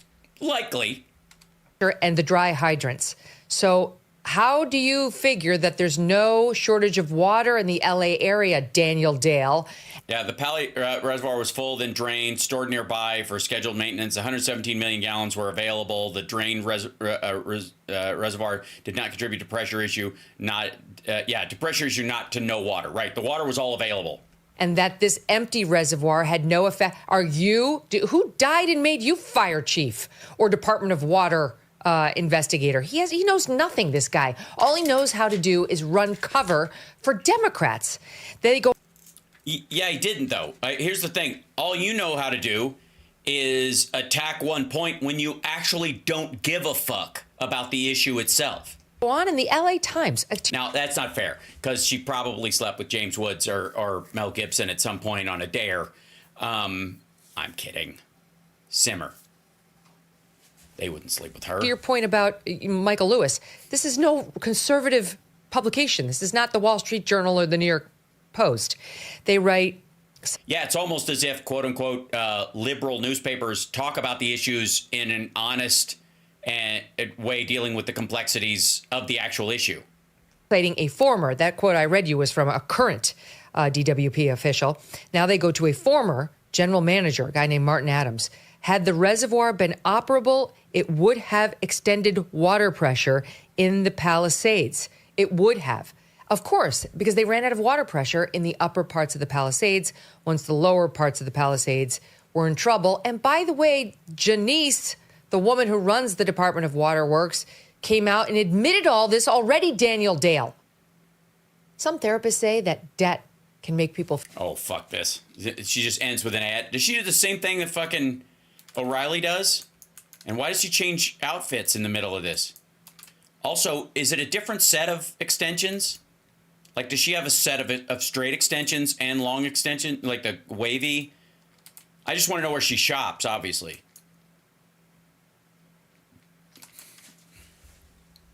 Daniel Dale, who do you think you are? Okay. So, anyways, never mind the fact that they have no problem with just being vultures on the carcass of people's real tragedies. Speaking of vultures looking for a carcass, Crystal and Sagar decided to jump into listen to this, oligarch disaster. That's what they're calling this. This is because rich people lost their houses, so the poor people that lost their houses, or the middle income people that bust their ass just to be near a good school, those fuckers deserved it. LA Health got fueled by oligarch greed, rigged politics. Well, I've told you about the LA City Council. I'm curious about where she gets oligarch from. Except for it's just like, oligarch is is deep state for the left side of the equation. It's like a stand-in word. Joe and Mika may have gotten a little more than they bargained for recently with a guest appearance by Professor Scott Galloway, who unloaded on the ultra-rich and warned that the current oligarchic path risked revolution. Oligarchic path? Once you get above a certain level of wealth, you get no incremental happiness. So why on earth would you not go back to a tax policy of the 60s, 70s, and 80s, where, say, above, pick a big number, 10 million, you actually pay more than 10%, maybe more than 20%, maybe more than 50%, because the difference between 30,000 a year for a household and 50,000 is enormous to the well-being of that household. Low-income kids in low-income households have higher resting blood pressure, but the difference between making 10 million a year and 15 million a year offers you no happiness. But these individuals have weaponized government, and we risk revolution, whether it's CEOs being murdered in the street, whether it's a Me Too movement that had righteous components of it, or Black Lives Matter. What are these movements? They are targeting the wealthy. We are in the midst of a series of small revolutions to correct income inequality. And No. Like, first of all, BLM and Me Too can't be just written off as class warfare, especially the number of like well-to-do and well-known and like women in high positions who had to put up with men in high positions who are nearly on the same level. You don't get to just co-opt the sexual trauma of women for your argument in this case. You can make the case without it. BLM is about violence, not about status. I guess it's so fucking lazy. Because then the argument would be, as long as an OJ goes free on the regular, it would be fair. There'd be like a balance to it or some shit. Like, fuck out of here. The reason we put an insurrectionist and a rapist in office is because for the first time in our nation's history, a 30-year-old man or woman isn't doing as well as his or her parents were at 30. Why? Because the majority of households are having the oxygen sucked out of the room, such that a small number of individuals and a small number of companies can be worth more than nation states. Hold on. And again, I don't know where they're starting this clip, but for real. Oxygen sucked out of the room? Like, I get the argument. This is when I talk about, like, bad shepherds of good ideas.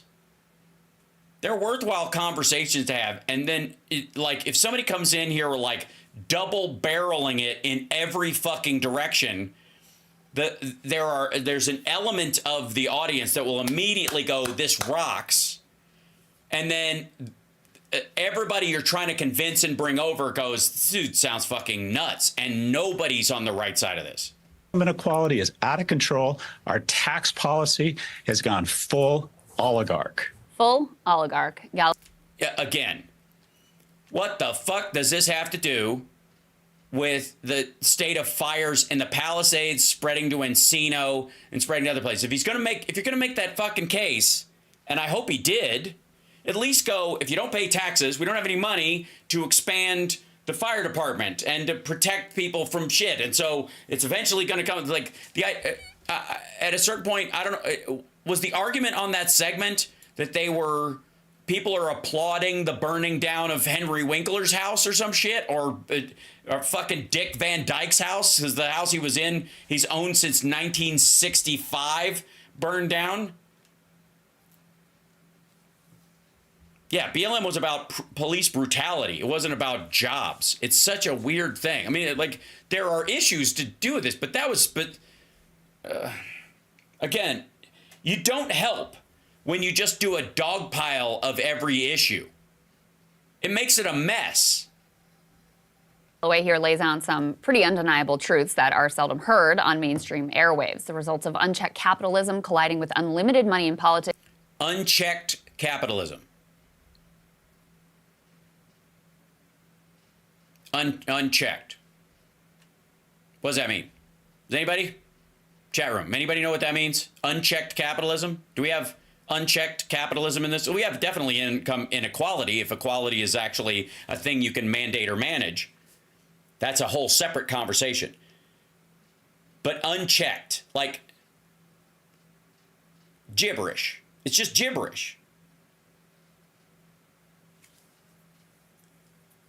That's the problem with this. Again, if the point is we need higher taxes on wealthier people, they got to pay their fair share, and they've been paying less than that for a long time, that's a conversation.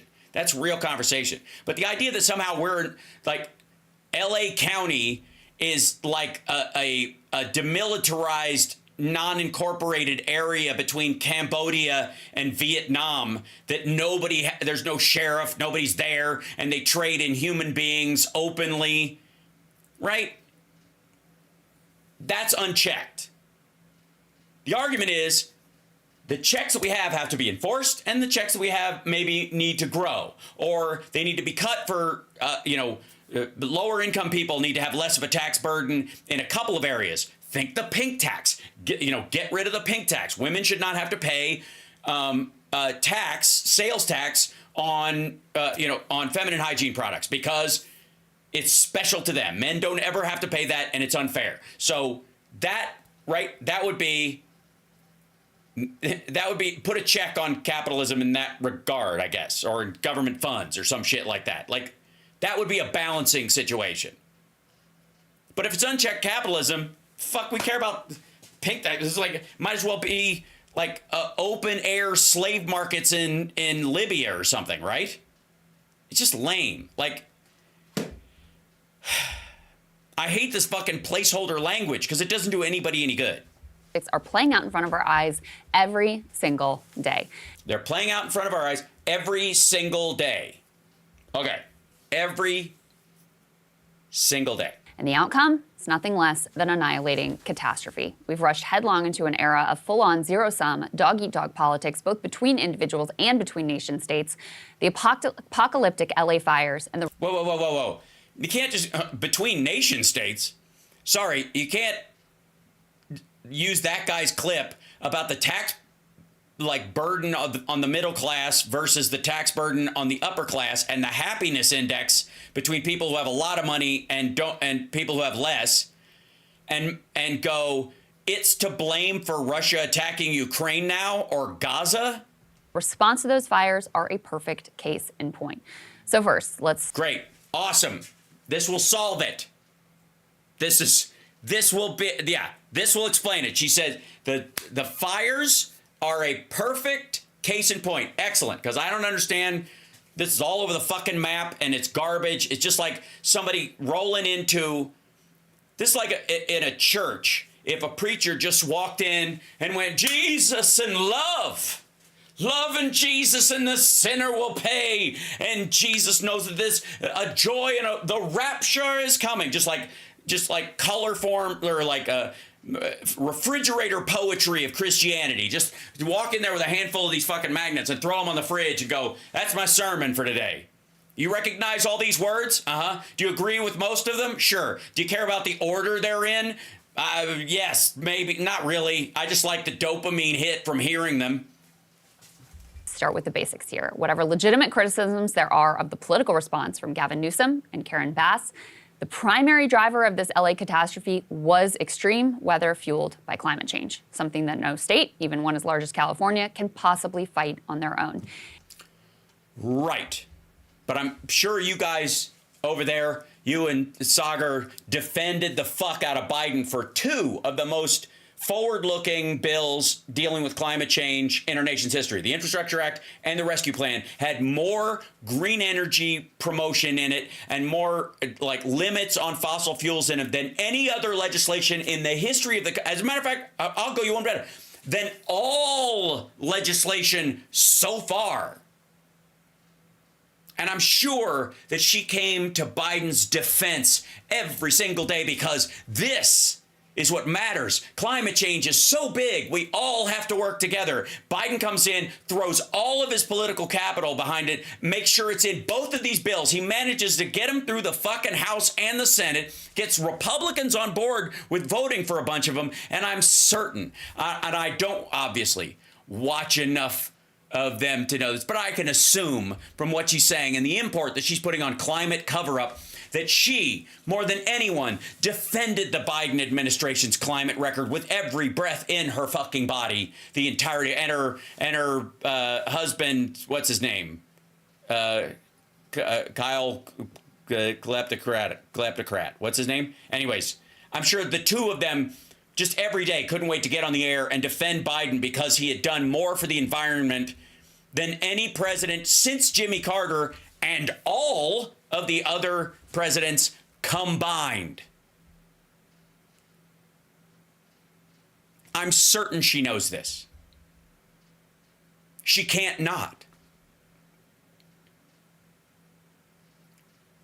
But as far as she's concerned, from what I saw over the last year, the Biden-Harris record versus Trump-Pence, it's kind of a wash. In fact, the data from last year just dropped at the same time as the wildfires, confirming 2024 was, once again, the hottest year on record. That it was the first year to breach a... Yeah, as Democrats have been saying till they are fucking bluer in the face. 1.5 degrees Celsius or 2.7... Hold on. Fuck you. I'm insulted that she even has to bring this up. Trump was out of the fucking Paris Accord, thinks all this is nonsense, calls it the Green New Scam, and Democrats have done everything they can to get stuff passed. And these two decided around the election, it was basically a coin flip. 7-degree Fahrenheit increase from pre-industrial times. What's more, From pre-industrial times. Oh, dear. the last 10 years were all the hottest 10 years on record, lest you think that this jump was an anomaly. Wildfires are but one of the catastrophes which have increased in frequency and severity thanks to human-fueled climate change. Researchers have taken a look at these specific wildfires in LA and found that man-made impacts are the predominant cause of this. January 2025, California wildfires have been fueled by meteorological conditions strengthened by human-driven climate change. Strengthened by human-driven climate change. This catastrophe, in other words, the Santa Ana winds, they aren't the anomaly. The hotter air and drought conditions driven by climate change are what really made this horror. Now, climate change and its attendant catastrophes are best understood as a consequence of oligarchy.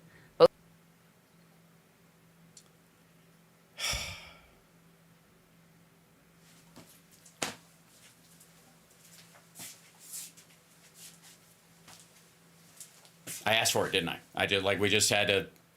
She's just gonna oversimplify this. Why don't you just say the Illuminati then? Why don't you just say, because the oligarchy is making us all drive gas cars from 1945 to about, I don't know, 8 years ago? That's the oligarchy? Or the fact that that was just primarily the propulsion point that everybody committed to because it worked the best and it advanced life and extended life all over this fucking planet. Shit. It's going to aggravate me.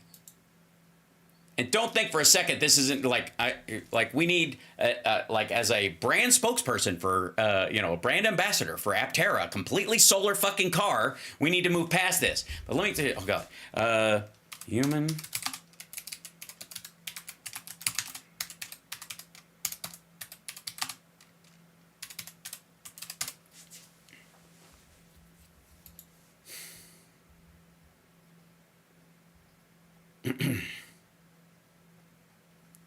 I need a chart so I can show this.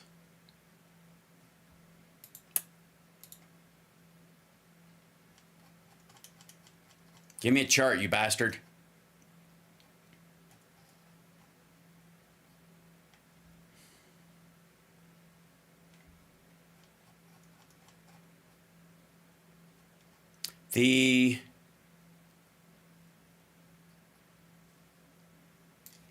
Okay. Sum of Energy's model of worldwide population. Because of the introduction of fossil fuels, there has been what is referred to as the energy-based population growth model and the discovery of its pattern, which is, 1, the introduction of a new energy source, coal and steam engines for trains. And then you go to gasoline and diesel for vehicles. Raises population's carrying capacity, and population grows towards that new limit. After energy source adoption matures, population growth due to that energy source slows as competition for the energy source intensifies and its production reaches a peak. We have not reached peak production as far as the available stuff, because we just have so many plants and so many gas stations and all this shit anytime soon. We will run out of oil in the ground before the machines stop producing the gas. There'll be a delay in the timing. Like if the well ran dry, the oil that was taken from that well will still be processed into gasoline as that thing has gone empty. It happens all the time. And overall, that's more than likely how it will run. If we don't come up with a solution, that's how it's going to happen. And it's not doing it because there's some fucking mustachioed asshole sitting in a fucking mountain lair going, make them drive the dirty cars. Like, they don't give a fuck. If you're saying it's about money and who can make money, there's all kinds of ways to make money now that you don't. Resource capitalism like that is so fucking 14th century. But this is the primary point I'm trying to make. Introduction of a new energy source. You put gas and oil out there as a possibility. Then you can now drive food and other supplies out into the middle of Africa, South America, Middle East, Asia, places it could never reach before. And the population, areas where there were 10 people, now have 65. And areas that have 65 people now have 300. And areas that have 300 now have 1,000. And that's how you get to 9 billion fucking people on the planet. And this might shock this dizzy fuck and her buddy, but the bloom of humanity is why we use oil and gas the way we do, because it's so simple and the refining of it is so much easier and takes so much less advanced technology that of course it jumped to the front of the fucking line. We will eventually clear this hurdle as humanity. But this damage wasn't done this year or last year or 10 years ago or 1980. This started in the fucking 30s. Along with the growth of humans that came from it. I've said this a bunch of times, and there is this kind of like cold turkey idea that gets floated by these assholes that throw paint on art and try to block the road and shit like that. And they're like, no petroleum tomorrow. Stop right now. No more drilling. Stop it immediately. Okay. If they got what they wanted, if these people got, like, not wean us off of it, we've got to start coming up with other solutions and fast. We've got to, articulate a better system wherein people can adopt electric cars and charging and solar and all that stuff faster. No, cut it off tomorrow. Stop. No oil, no gas. Done. If you do that right now in the world as it is, where real human beings live, within 8 months, 1 billion people will be dead. Maybe 13 months if everybody scrambles and people are pulling wagons full of food out in the middle of nowhere. But the third world that is ballooned in population will cadaver. And you know who's going to die? Babies and old people. Because those are the people who need their food brought to them. That's where the service comes to it. That's where other countries bring in supplies for starving children. That's where the refugee situations happen. And all these countries that make their entire GDP off of oil and gas, all these third world countries, they're fucking dead. They're not going to transfer over to all become fucking master jugglers and perform all over the world in Cirque du Soleil performances all of a sudden. That transition away from a resource-based economy takes fucking time. That's why there's stuff in all of the Paris Accord and in all these things to try and move towards helping these countries, deliver something else besides oil and gas. And the idea that she's going to go tisk at fucking California or at Democrats about this shit. Fuck you, lady. Fuck you. Because there's video after video after of her going, I don't know, if you're voting for Biden might as well be Hitler. Both in terms of the emissions, which have led us to this era of routine catastrophe, and in terms of the lack of sufficient response. Remember. Hold on. Lack of, okay, maybe she's getting to taxes people don't want to pay. Oil and gas executives at Exxon, they knew that carbon-based fuels were the primary driver of climate change nearly 50 years ago, back in 1977. Instead, though, of acknowledge an unprofitable truth, they engaged in a web of lies and deceit.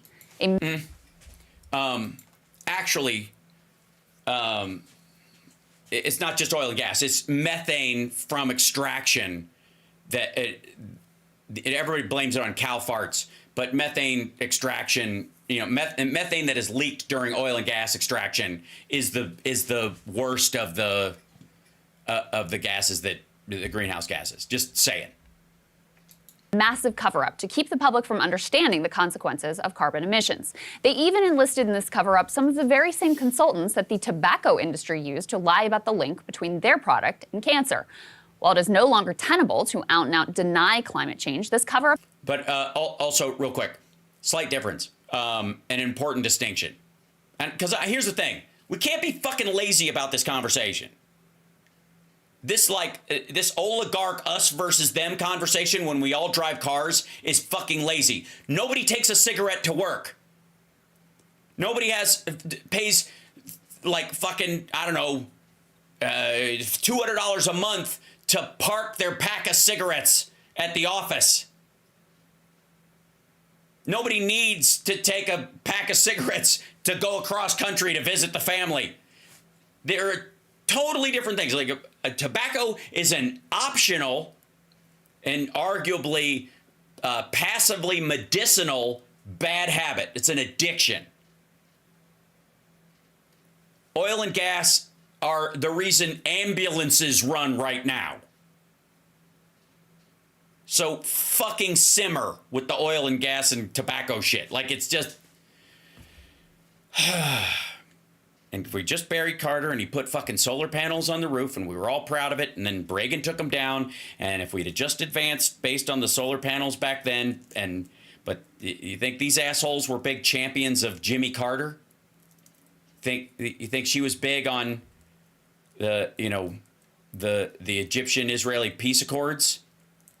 Carbon obfuscation continues to this day, but with more sophisticated strategies. A couple years back, a lobbyist who thought he was being interviewed for a job was caught on a secret recording by Greenpeace UK explaining ExxonMobil's tactics for blocking action, like, for example, backing solutions they understand to be politically infeasible, like an across-the-board carbon tax. He also explained the way that they buy politicians and use those politicians as their pawns. A man boasting at a job interview? Or a never-seen-before look at how big oil tries to manipulate big power? So it's one of those two things. Is he bullshitting and he's just trying to look like he's in the know, or is it actually a thing? All right. Or both. Or both. First, the targets. Congressmen are fish. Exxon is the fisherman. When you have an opportunity to talk to a member of Congress, I liken it to fishing, right? You have bait, you throw that bait out, it's all these opportunities that you use, and to use the fishing analogy again, just to kind of reel them in, because they're a captive audience. They know they need you and I need them. Senators pressed to do Exxon's bidding behind closed doors. You want to be able to go to the chief. Yeah. And so the chief knows you, that you can go to the chief and say, look, we've got this issue. We need Congressman so-and-so to be able to introduce this bill. We need him to make a floor statement. We need him to send a letter. Yeah. You name it. We've asked for everything. But it's not just the fossil... Yeah, wait, though. You don't get to just go politicians and fucking shrug. This goes exactly like, what would you come away from that if I hadn't mentioned the two biggest pieces of green legislation in the existence of the fucking country that happened under Biden? It just sounds like all politicians. Nobody gives a shit. They're all controlled. Well, then why are Democrats always voting for legislation like this? And not because they won't go all in, because of the reasons I said before. Because it's a complicated issue. Not because they don't want to, but because they want to wean us off properly so there's not a snapback.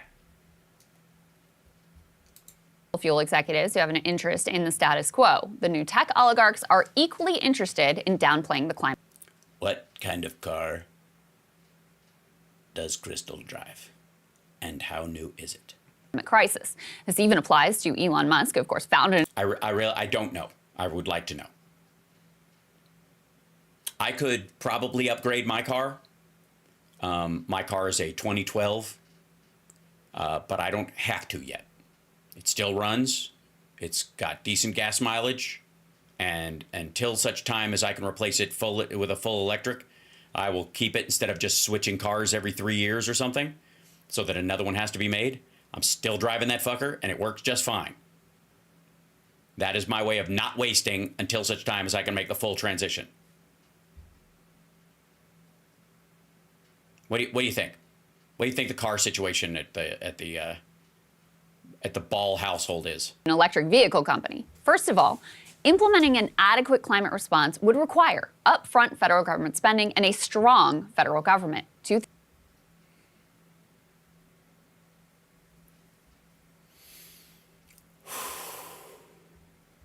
things the ultra wealthy absolutely hate because they want to keep their taxes low, and the government too weak to interfere in their business crimes and monopolies. But the tech oligarchs have another massive. Sorry, real quick. Business crimes and monopolies. So the people in the movie industry in LA, people who work in prop departments and stuff, who have apartments and live in and around Los Angeles, whose houses burn down or afraid of, like, they're buddy with fucking Exxon. How you're missing the impact that modern medicine has made in human population. No, I'm not, QDC2. That's about length of life. And getting it to those people is a factor of petroleum as well. It just is. It's not optimal. It's got it achieved, I would argue, it passed its ROI probably 25 years ago, which is again why Carter was ahead of his time, looking ahead to that horizon, trying to get us off that shit.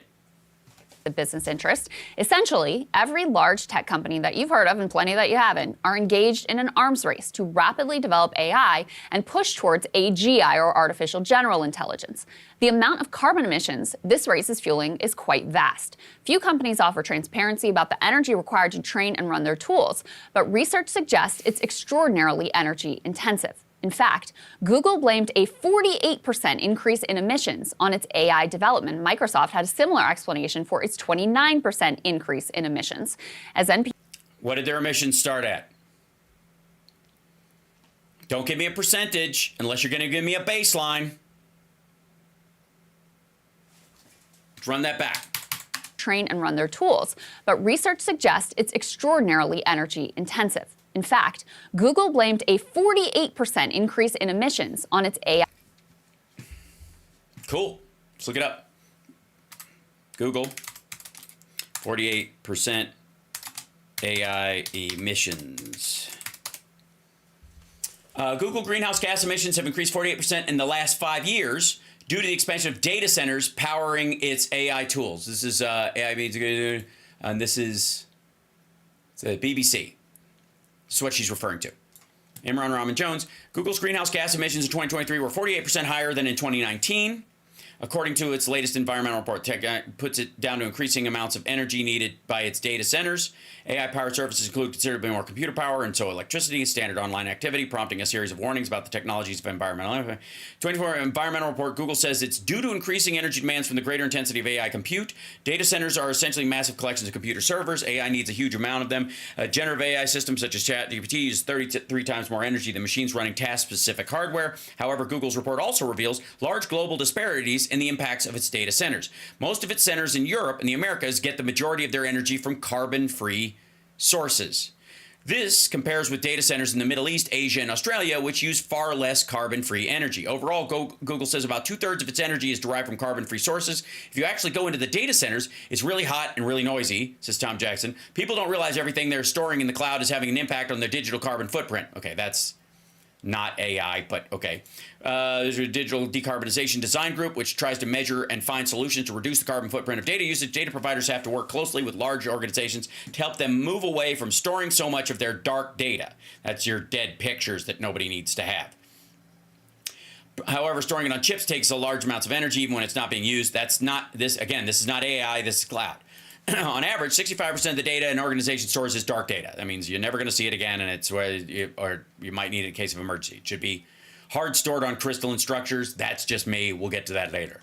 It commends Google's target of reaching net zero in its data centers by 2030, but says it will be really tough. Increasing energy and water use of AI has prompted a series of warnings, including the sector is forecast to keep growing rapidly. The boss of UK's National Grid said in March that the combination of AI and quantum computing would lead to a 6-fold surge in demand in the next 10 years. However, Microsoft co-founder Bill Gates recently downplayed the environmental impact. Speaking in London last week, he suggested AI would increase electricity demand by 2% and 6%. The question is, will AI accelerate more than 6% reduction? And the answer is certainly, he said. Yeah. And what he's saying is there'll be a net reduction in energy use because AI is also helping us innovate faster.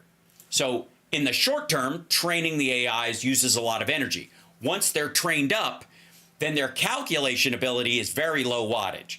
And the benefit of having them trained up in science and in the advancement of technologies is exactly, it will ultimately reduce energy. So in the short term, it's a spike, and then in the near after it goes down. And I'll show you an example. Is it best battery? Yeah, so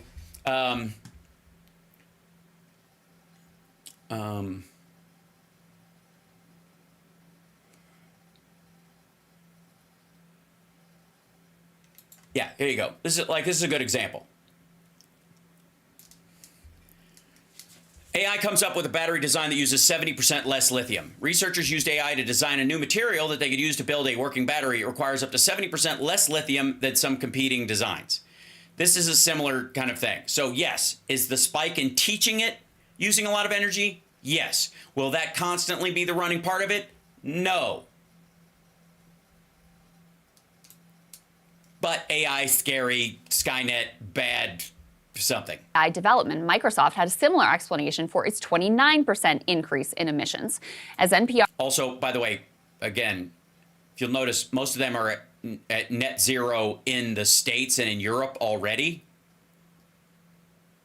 So they're looking at like a 6% rise across all of them functionally. Our writes, quote, Goldman Sachs has researched the expected growth of data centers in the U.S. and estimates...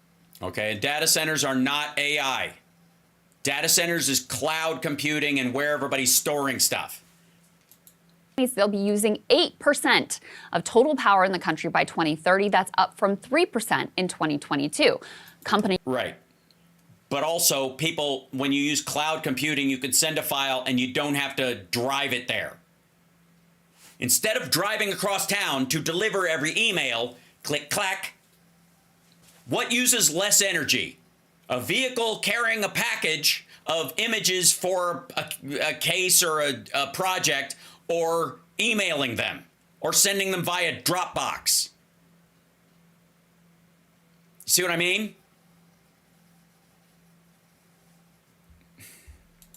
Analysts say, quote, the proliferation of AI technology in the data centers necessary to feed it will drive a surge in power demand, the likes of which has not been seen in a generation. What was the last one? Let me guess. The last generational version we saw was manufacturing in Detroit, when we had all these factories running all the time, coal-fired plants pouring steel into forms to make cars here in the, okay, and then they no longer use the grid. Yeah, coal-powered email, for fuck's sake, right. But the oligarchs' grip on our government doesn't only block efforts to deal with climate change. As the ultra-wealthy's taxes drop near zero and a weak government allows their monopolies to flourish, fueling massive a weak government? Okay. Inequality, the need to forcibly keep the peasants from finding their pitchforks also increases. That imperative, more than anything else, is what has driven an ever-expanding surveillance and police state. That's why even as our politicians insist we can't... Citation needed. ...afford to deal with climate or to provide healthcare or affordable childcare or free college or world-class... Right, we have too many cops. That's why. We can't afford health care, not because Republicans are intransigent and they fucking stop it and would save money by being, like prescriptive in preventative care as opposed to dealing with it only when it's a catastrophic disease. That's not the problem. Republicans, scuttling a public option in every form, everywhere they possibly, that's not the problem. It's too many cops. Infrastructure, there is a never-ending spigot of money for any agency filled with people with guns used to discipline the population. That includes... No, there is not. Of course, the military, FBI, CIA, Border Patrol, and of course, local police forces. So returning to our Hollywood horror, LA spent $1.73 billion on the police department in the last fiscal year, and Mayor Karen Bass upped that funding to $1.99 billion in the current fiscal year for a roughly $130 million increase. Once state and federal monies are included in that overall department budget, it is well over $3 billion. Meanwhile, the fire department budget was cut, something that turns out to be rather crucial in this moment. But never you mind, since state prison inmates are being pressed into service as firefighters, risking their lives for $10 per day to save homes. No. Okay, first of all, this makes sense where she's going. Okay, first of all, let's go with Los Angeles has the fucking Olympics is coming. So not only does it deal with the regular crime issue that it has of the the second most populous city in the entire country. It's also, let's see, what's LA County GDP, just in general. Yeah. The GDP of Los Angeles is $790 billion. That's just 2022.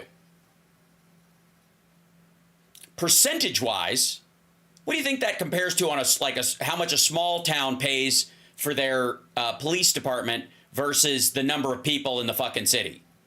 Or the number of how much money goes through the city and terrorism and all that other shit. And also, thank you for the firefighters and those pressed into it. Yeah, well, thanks to them as well. And also, they're not pressed into it. Training as a fire department, as a firefighter, and then getting a job afterwards is how you shorten the time you spend in jail for the crime you committed. You're not just doing it for the $10. You are fed during your prison term, which you lost the right to move around in public for some reason. And if you want to believe that they were all just pulled over while driving with expired tags, ended up in state penitentiary, and now they're being forced into slave firefighting for $10 a day. I don't know what the fuck. I don't even know how to answer that. You get $10 a day on top of that for stuff you spend in there. But if you get sick while you're in prison, the state pays for it. You have health care more than the rest of the public does. You don't pay rent. You don't pay for food. It's not an optimal situation, but all of your bills are paid. And then you can make $10 extra, and they train you in a job, and it's more convincing to a parole board that you should be let out early because you not only chose to get a job and work on things, but you want to contribute to your fucking community. Right? Nobody has to do it. Nobody's being pressed into being a firefighter. They're not just rounding up fucking prisoners in their orange jumpsuit and giving them a fucking hose.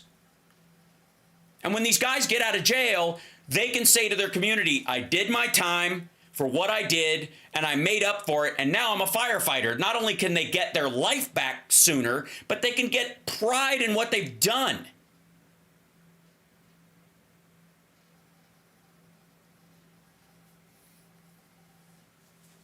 You talked about this topic before. I never knew it's about going towards time. Well, that's not your fault, Pretty in Blue. You know why? It's because assholes like this forget about it all the time.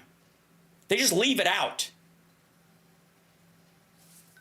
Now, I would argue that where you do have a point about this kind of shit is like at one point Microsoft was having call centers in like these minimum security prisons. People were working time off, like they'd pass bad checks or some shit, and so they were outsourcing call center jobs to these kind of things, and they were like half-assed jobs. They were like not quite printing license plates, which is kind of it's a physically intense job around metal pressing machines and shit like that. It was like lame, and it was unnecessary. It wasn't like, okay, you're doing something that the state needs done. They were doing this kind of thing. And that was like back in the 90s. That was like call centers in jails was a big thing for a while. And then for the most part, California especially said, fuck that. And you're in here, you do your time. You can do a job that helps the taxpayer, but you can't get a secondary job that doesn't require you. It won't give you a skill you can't use out side. You're not going to move. You're not going to go to your parole board and go, I know I scammed an old lady out of her Social Security for a while and endangered her life by leaving her out in the fucking yard in a rainstorm and that kind of stuff. But I've been working in a Microsoft call center helping people with their, Windows 93. And therefore, I think I should be able to leave early because I'm going to get a job working in a call center that for Windows that doesn't exist because the only one that they pay for is actually in the prison. And once I'm out, what am I going to do? Work in another call center for other software? It's dumb.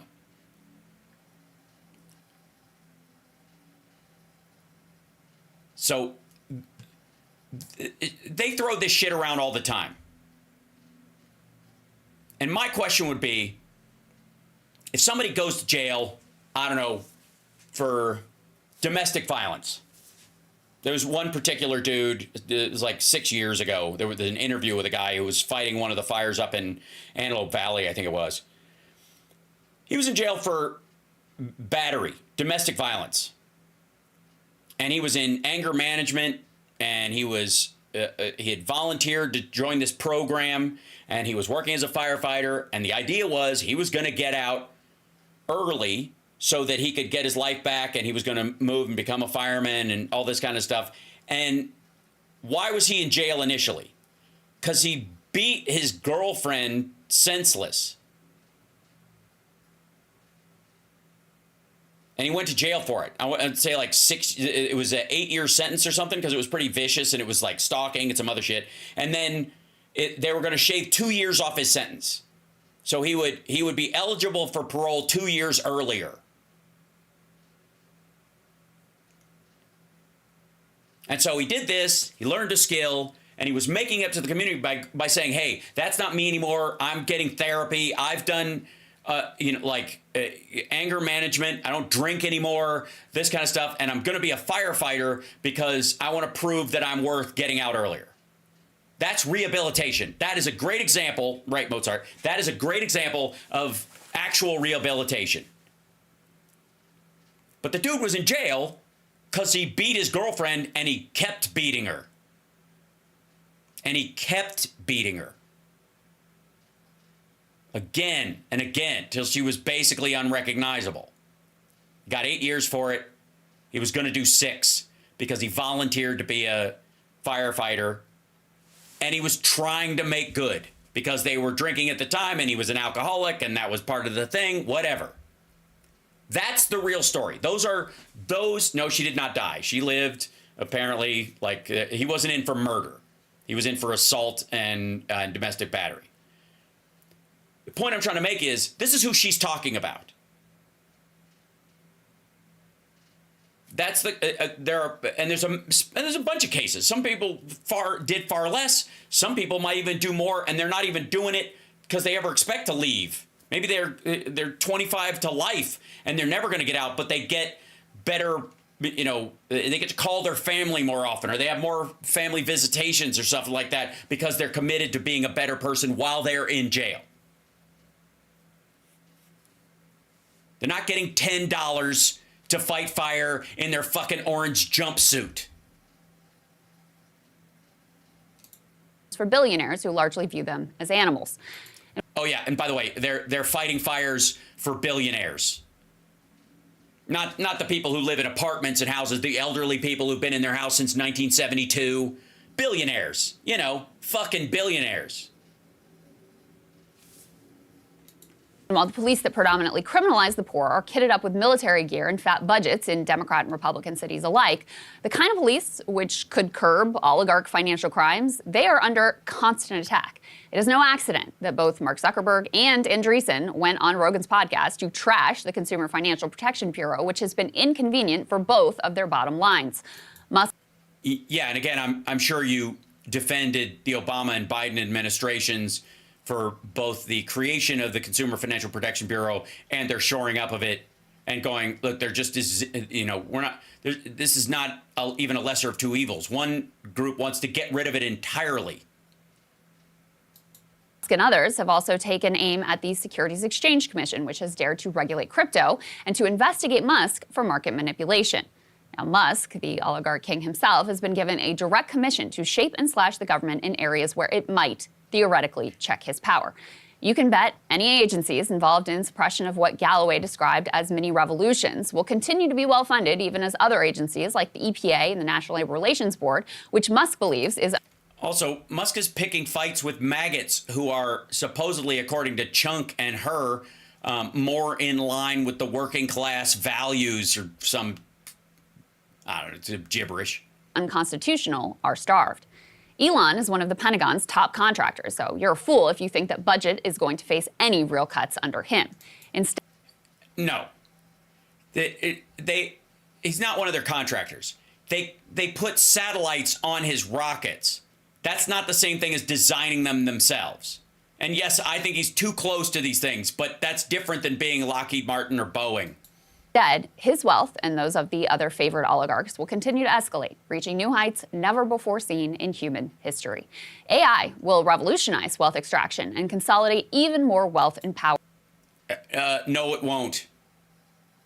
It's equalizing knowledge and software and technological availability to everyone on the planet.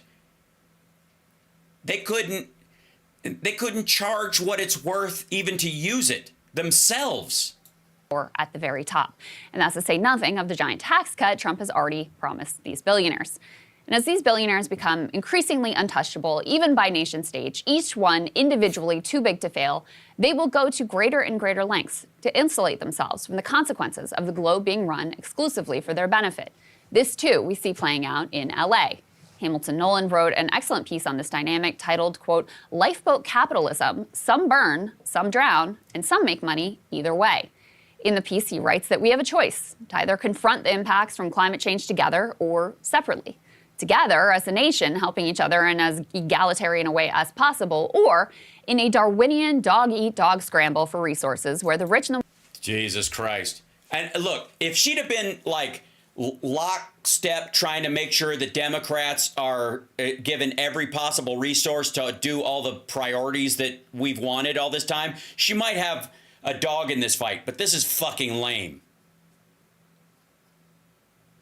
You can't fucking both sides the shit out of Democrats and Republicans when the Democrats are the only ones pushing for any meaningful climate change stuff. Even the ones that are dragging their heels are light years ahead of any Republican on this issue. And again, the unfortunate part is that serious issues met with gibberish. Just fucking buzz phrase after buzz phrase with no intellectual value whatsoever. Because what is the result of the cumulative work of the dear Crystal Ball, who I used to have great affection for back when she was in the MSNBC days before I don't know what the hell happened. What's the end result? The end result was all during the last election. What's the difference between Trump and Biden anyways? That's where that's her argument. They'll jump in if Trump says something particularly awful and ride it around, like a show pony. But when it comes down to it, if you ask them what's the difference between Democrats and Republicans, they'll shrug it off. And if you're going to shrug it off, I don't want to fucking hear about this stuff. What's the difference between this and like a TV preacher? Is religion meaningful and can it have important impact on people's souls and livelihoods? Yeah, absolutely. Is that what Jerry Falwell was doing? Is that what Paula White is doing? Well-connected always come out on top of the pile. Of the latter option, he says, quote, "We know what that will look like, don't we? It will look like rich people paying any price for private firefighters to save their mansions as all around them burn. It will look like rich people wrangling government bailouts for their washed-away beach houses as poor people inland languish in the muck. It looks like large swaths of America becoming uninsurable and then being left to only the very rich who are willing to take the risk." And no. The areas that are becoming uninsurable are the very places where the rich usually flock to. That's the problem with this entire area along like the coast and all that stuff, It's been this issue with mudslides and all kinds of stuff because the view is what people are paying for. Notice that fuck me. Notice she's not talking about like large swaths of fucking Arkansas becoming uninsurable because of tornado lanes. Very poor who can't afford to do anything else. It looks like climate refugees crowding our streets, refugees from poorer countries, and then also refugees from our own country. Looks like wealthier people building walls around their safe land and then writing checks to politicians who will tell the panicked middle-class people that the poor people are coming to take their place. Again, what does this have to do with the LA fires in terms of rich, middle class, and I wouldn't say poor in that area. Although Topanga, there's a lot of floppers in Topanga, a lot of old people who bought their house for 50 grand back in the 60s and have lived in it the entire time. I'd say that qualifies as poor. Fixed income, a lot of fixed income people in that area all together, and a wall between them isn't going to separate shit on a fire like this. And here's the thing, the vast majority of these motherfuckers are against climate change, are wanting to do something. These are California voters. These are people who live in fucking Palisades and Topanga Canyon and the Hollywood Hills. These are not fucking upstate New York or Montana ranch rich people with a fucking like underground bunker. These are the pro-gay marriage, pro-environmental granola, wealthy, with the rare exception James Woods and Mel Gibson maybe. But the rest of them, for fuck's sake, Dick Van Dyke lived there. They had to save him from his burning house. Sorry, what part of the oligarchy is Dick Van Dyke a slave to? Either work to build more lifeboats and to make humane rules about who gets on them, or we can just let the strong people toss the weaker people into the water and sail away. Either by... Can I, while she's making this very astute point about lifeboats, I'd like to point out that she's in obviously a very air-conditioned studio with nice lighting, in a quite lacy top. I mean, it's sure, it's flattering, as one might say. But this isn't her last report before going off the air. She will go back to this studio tomorrow, and it will still be there, and it will still be funded, and it will still have air conditioning, and it will still have snacks. So, fuck off with this lifeboat horseshit. Action or by inaction, our government is... Oh, yeah. James, you're right, Carrie. Sorry, Carl? Is it? I can't see if it's a lowercase L or an I. Sorry. Carl, yeah. James Woods' house did not burn down. That is true. Yeah, he was whinging about it, but it turns out his house didn't burn. You're right. Going to effectively choose one or the other. I don't have to tell you which choice is being made in the current political dynamic. Look around. Billionaires building bunkers, learning to fight, buying properties in New Zealand, building literal spaceships in case they need to flee this doomed civilization altogether. Buying entire social media platforms to spread a warped version of reality, which always happens to align with their own interests. It also aligns with what you say. They've decided to roll the dice, that they'll be able to personally escape the consequences of the world that they themselves set up. This has been a story since the... Hold on.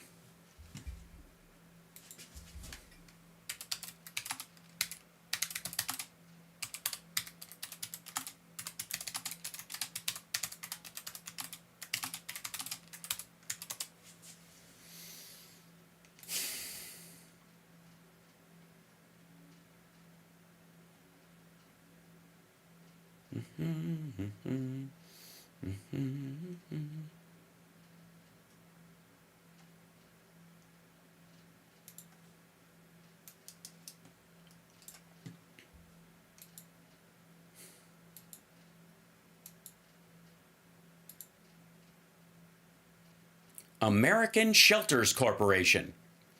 Look at this lovely shelter they'll build in the hill behind your house, where your wife can do the cooking, you can sit at a table with your pipe while the kids sleep in a giant bunk bed on the top. And then there's rolls of toilet paper and a couple of avocados and a bunch of canned beans and a little ventilation thing that, of course, obviously the zombies will urinate down and cause a lot of trouble, but it'll work its way out. There we go.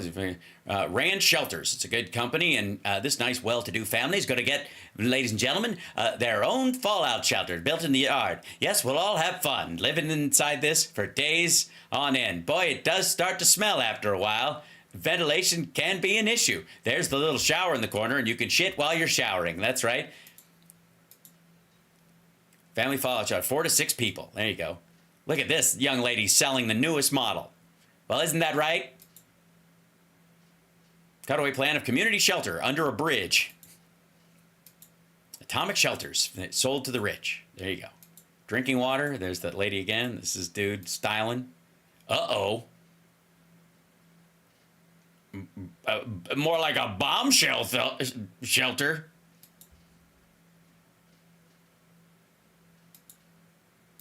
Nuclear fallout shelters of America. Ladies and gentlemen, the Kiwanis Club welcomes you. Look at this fancy one.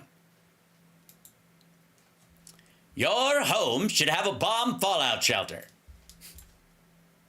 But only if you can afford one, while the rest of those poor people above ground are all cooked live. Using their wealth and power as a shield. And to return briefly to Scott Galloway, whose video we started this monologue with, well, he can apparently see these dynamics pretty clearly when it comes to the U.S. context. He is completely blind when it comes to the same dog-eat-dog dynamics which are presently ascendant on the global stage. He celebrated Israel's genocidal actions in Gaza. Well, I guess no one's perfect. Unrestrained barbarity backed by the global superpower has helped to cement a global order that mirrors unrestrained barbarity. Well, now it's unrestrained, thanks to you, asshole. Yeah, the Biden administration was limiting it, and they were doing what they could while trying to balance all the factors. But Trump's just told him, he just called the Palestinians a cancer and told them to get rid of them. So congratulations, dum-dum. The zero-sum Darwinian scramble that increasingly characterizes our domestic life. Might makes right. The strong will brazenly and brutally gobble up whatever resources they possibly can. Look, if you need to have this conversation with Kyle because of the Russian money that he's getting, don't torture the rest of us with it. With military budget ever expanding to try to make sure that no other nations might get to have a say. Well, I mean, which countries are we talking about that you think should have a say that don't? I mean, Russia and China are on the UN Security Council, so which countries do you think the United States is hell-bent on making sure doesn't actually get to have a say that you think should? Saudi Arabia, they need to have more of a say. Qatar, Kuwait, what do you think? I mean, Singapore is getting a lot of benefits, actually, from their relationship with the United States. Which South American country do you think? I'm just curious. I would like to know. Wars for resources are frequently also driven by the insatiable appetites and needs of the oligarch class, whose children are never the ones sent to fight and die. In other words, oligarchy is the issue that connects all other issues: war, climate, poverty. No, it isn't. No, it's just your simpleton brain way of avoiding any complex issues, because it is very difficult to sell a complex issue to a group of people and explain the variant elements of it, when it's much easier to just have a giant switch that says good and bad on the wall, and that your switch is always in the good position and everybody else's is always in the bad position. And that's and it's a non-dimmer switch. Just saying. Poverty, censorship, democracy. It's no accident that as the ultra-wealthy have pulled away into a superclass of global masters, we become unable to solve a single problem that really requires collective action. We have? I'm sorry, we have? A single issue that requires collective action. Does she know how, like, global vaccination works, or anti-cancer treatments worldwide, or the coordination between countries to stop, I don't know, wheat blight when it breaks out? Does she have any idea, like, that the majority of people on this earth get up every day and bust their ass to make things better, and she has no fucking idea what they do with their day?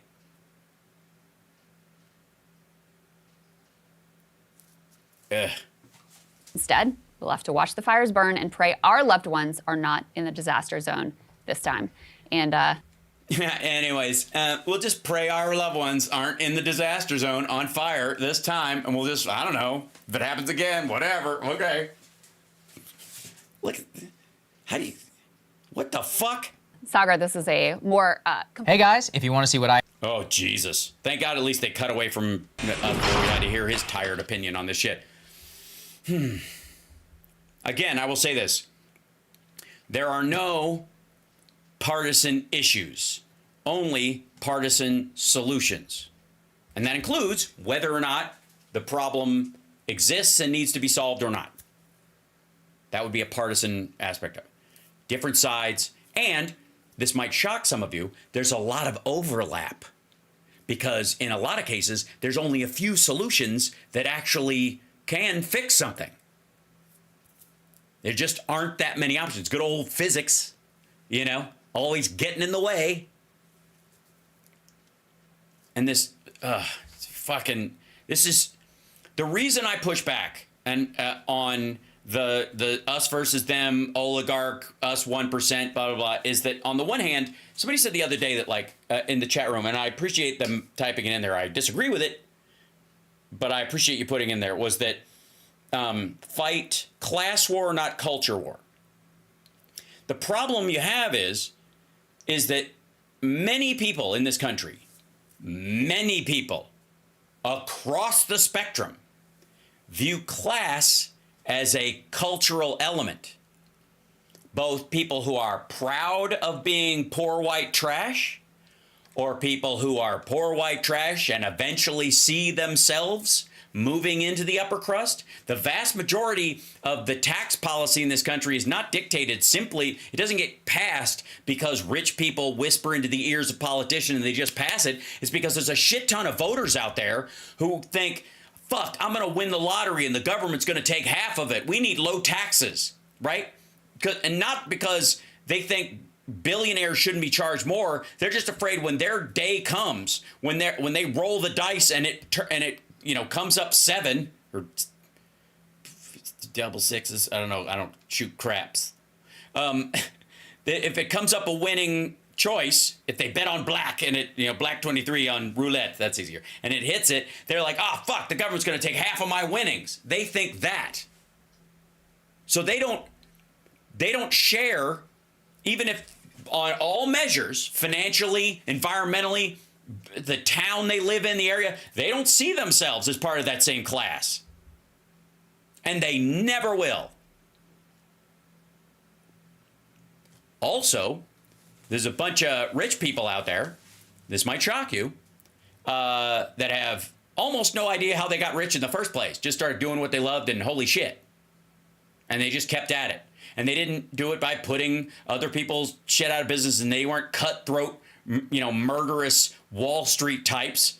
They just went, oh, it's like a sign printing gap, and my town doesn't have a sign printing business, so we opened one here, and then we just didn't want to ship over to you know, like we were in Toledo, and we were like, we could sell in Columbus, but we had to drive up there all the time, so we'll open up another place in Columbus, and then, I don't know, 10 years later, I own 6 printing presses that make signs for car dealerships and shit, and I do $5 million worth of business, and I have 13 or, you know, whatever, 65 employees statewide, that kind of shit. Those people are never going to be involved in a class war between the top and the bottom, because they don't identify with either, and they're trying to move away from one and towards the direction of the other, but they don't need $1 billion to be happy. So they're just going to look at conversations like she was having, like, I honestly, lady, I don't know what the fuck, I got to go to work.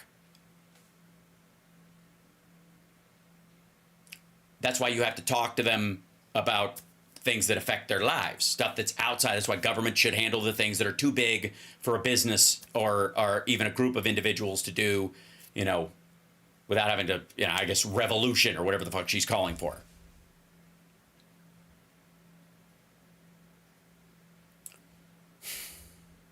They're never going to do it. And rightly so, because it doesn't make any sense in their lives. It doesn't apply. I believe the lottery is a tax on the poor. Nope. You think it's dumb. You might think it's, the money's supposed to go to schools and maybe it doesn't or something like that. Anything that's voluntary isn't a tax. Anything. It might be a sucker. You could call it like a sucker's tax, right? But it's not the same thing. And it matters how you talk about this stuff. Otherwise, it nullifies the rest of your conversation.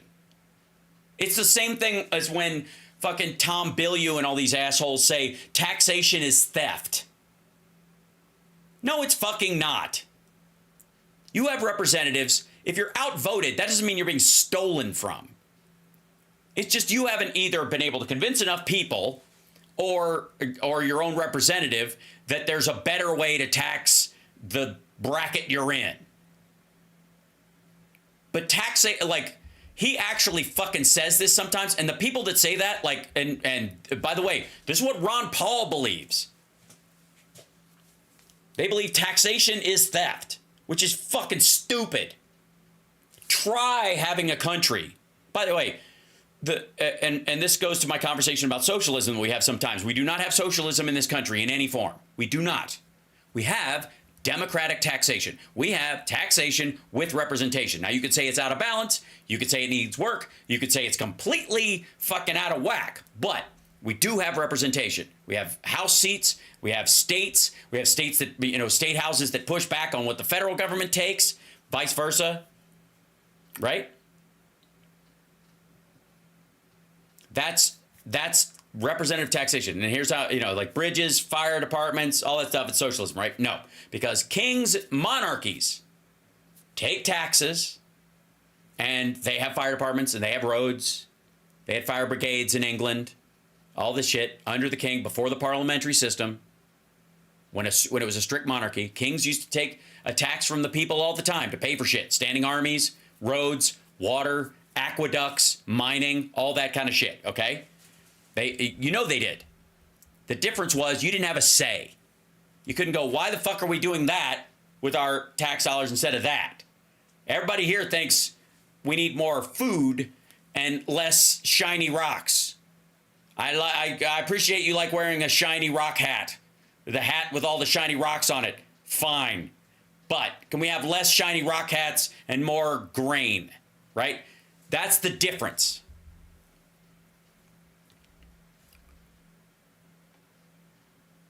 So, the cost of ammunition is a tax on poor people? Do you mean poor people have to pay more for ammunition than rich people? I mean, nothing you pay for is a tax. Directly. No direct thing that you have to buy on your own. Unless you're talking about military spending, which is something you pay for with taxes. So it's still not the same thing. Again, this language matters. And I know there are plenty of people that, don't worry, there are plenty of people out there who will parrot the kind of shit that she and Kyle and some of these other dickheads will parrot. And I know it feels good to hear it sometimes. But all it does is play right into the hands of Republicans, and it's gibberish to start with, and it won't solve the problem.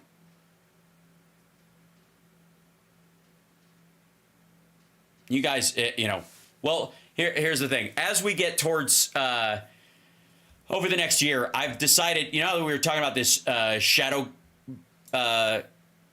government idea, or this shadow bureau, or whatever they wanted to call it. What's the word for, I don't know what I'm blitzing on. I was like, you know what? I should do a shadow presidency, which is when something happens, here's what I would do. And just release a policy paper as if. And that way people could check my work as shit goes. You know what I mean? We should do this, this, this, and this, right? And then over the next few months, people will be able to look back at what I prescribed and go, yeah, that would have worked, or it didn't, or it wouldn't work, or it could have worked, right? It's kind of like when you do one of those, when you play the stock market, but you don't put any money on stuff, you just use one of those kind of game versions of it, or Sim Earth kind of thing, and you see how it goes. Shadow cabinet, thank you. But it wouldn't be a shadow. That's why I was stuck on it. Shadow HAL. That's funny. Right? But I'll present some of the things that I think we could do. And, you know, when these things come up as like policy papers when I can. Because as soon as I'm done with this, like presenting this bots bill to the California legislature, which was obviously hung up by the fire stuff. It's one of the things I would like to do. Look at stuff and go, here's what should be done. This would be my prescription for things. And you can, and I have no doubt it would be a good learning experience to float these ideas as they stand and remedies that will come and the like. Yes? So anyways, just a thought, just between you and me and the kidney, that we,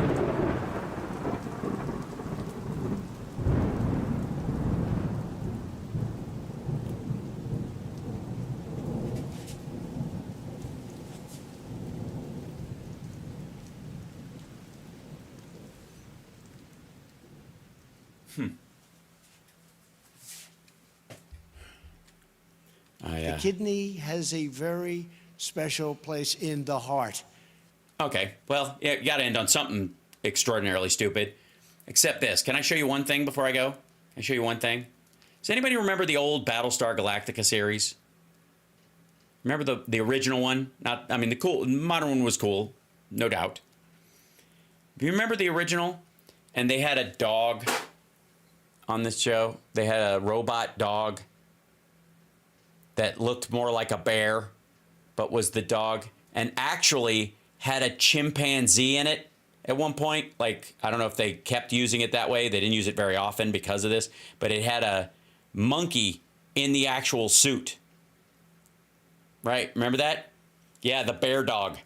I have had this toy since I was like, shit, what was I, 11? 10? Is that the one with Twiggy? No, that's Buck Rogers. I have that one too. I'll dig that one out for you later. Yeah. A Daggett, right? Yeah, there was literally a monkey in that. Like they put a chimpanzee in it to walk around this costume. Poor thing. Although, I don't know why they couldn't have just gotten a kid to do it, or a person, whatever. Anyways, lately when I've been looking at these like robot crickets that everybody's calling a robot dog, every time they say robot dog, this is what I think of. Every single time, even though it kind of looks like a robot bear. I'm just saying, I gotta go. I gotta go buy a fallout shelter. Not because I need one, but because I think it'd be a cool like man cave till it was full of farts.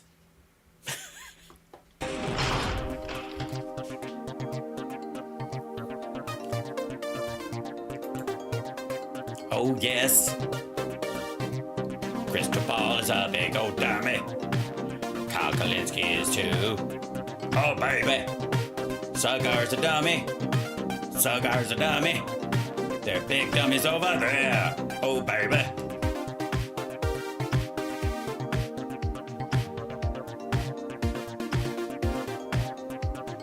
Captain's log.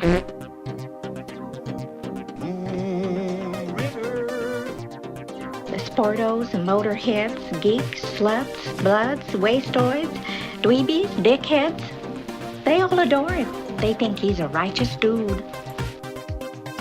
Oh, hit that like, subscribe for Christ's sake. Come on now.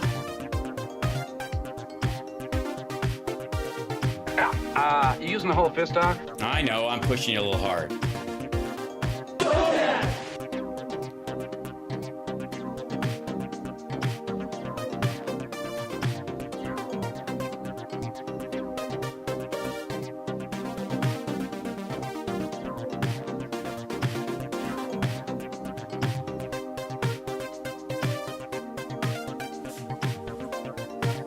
chat with you and somehow death loses its sting.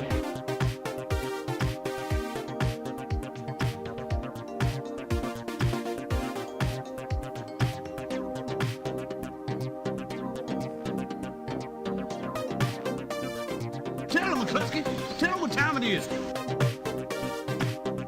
Gentlemen, you can't fight in here. This is the war room. Did have shade.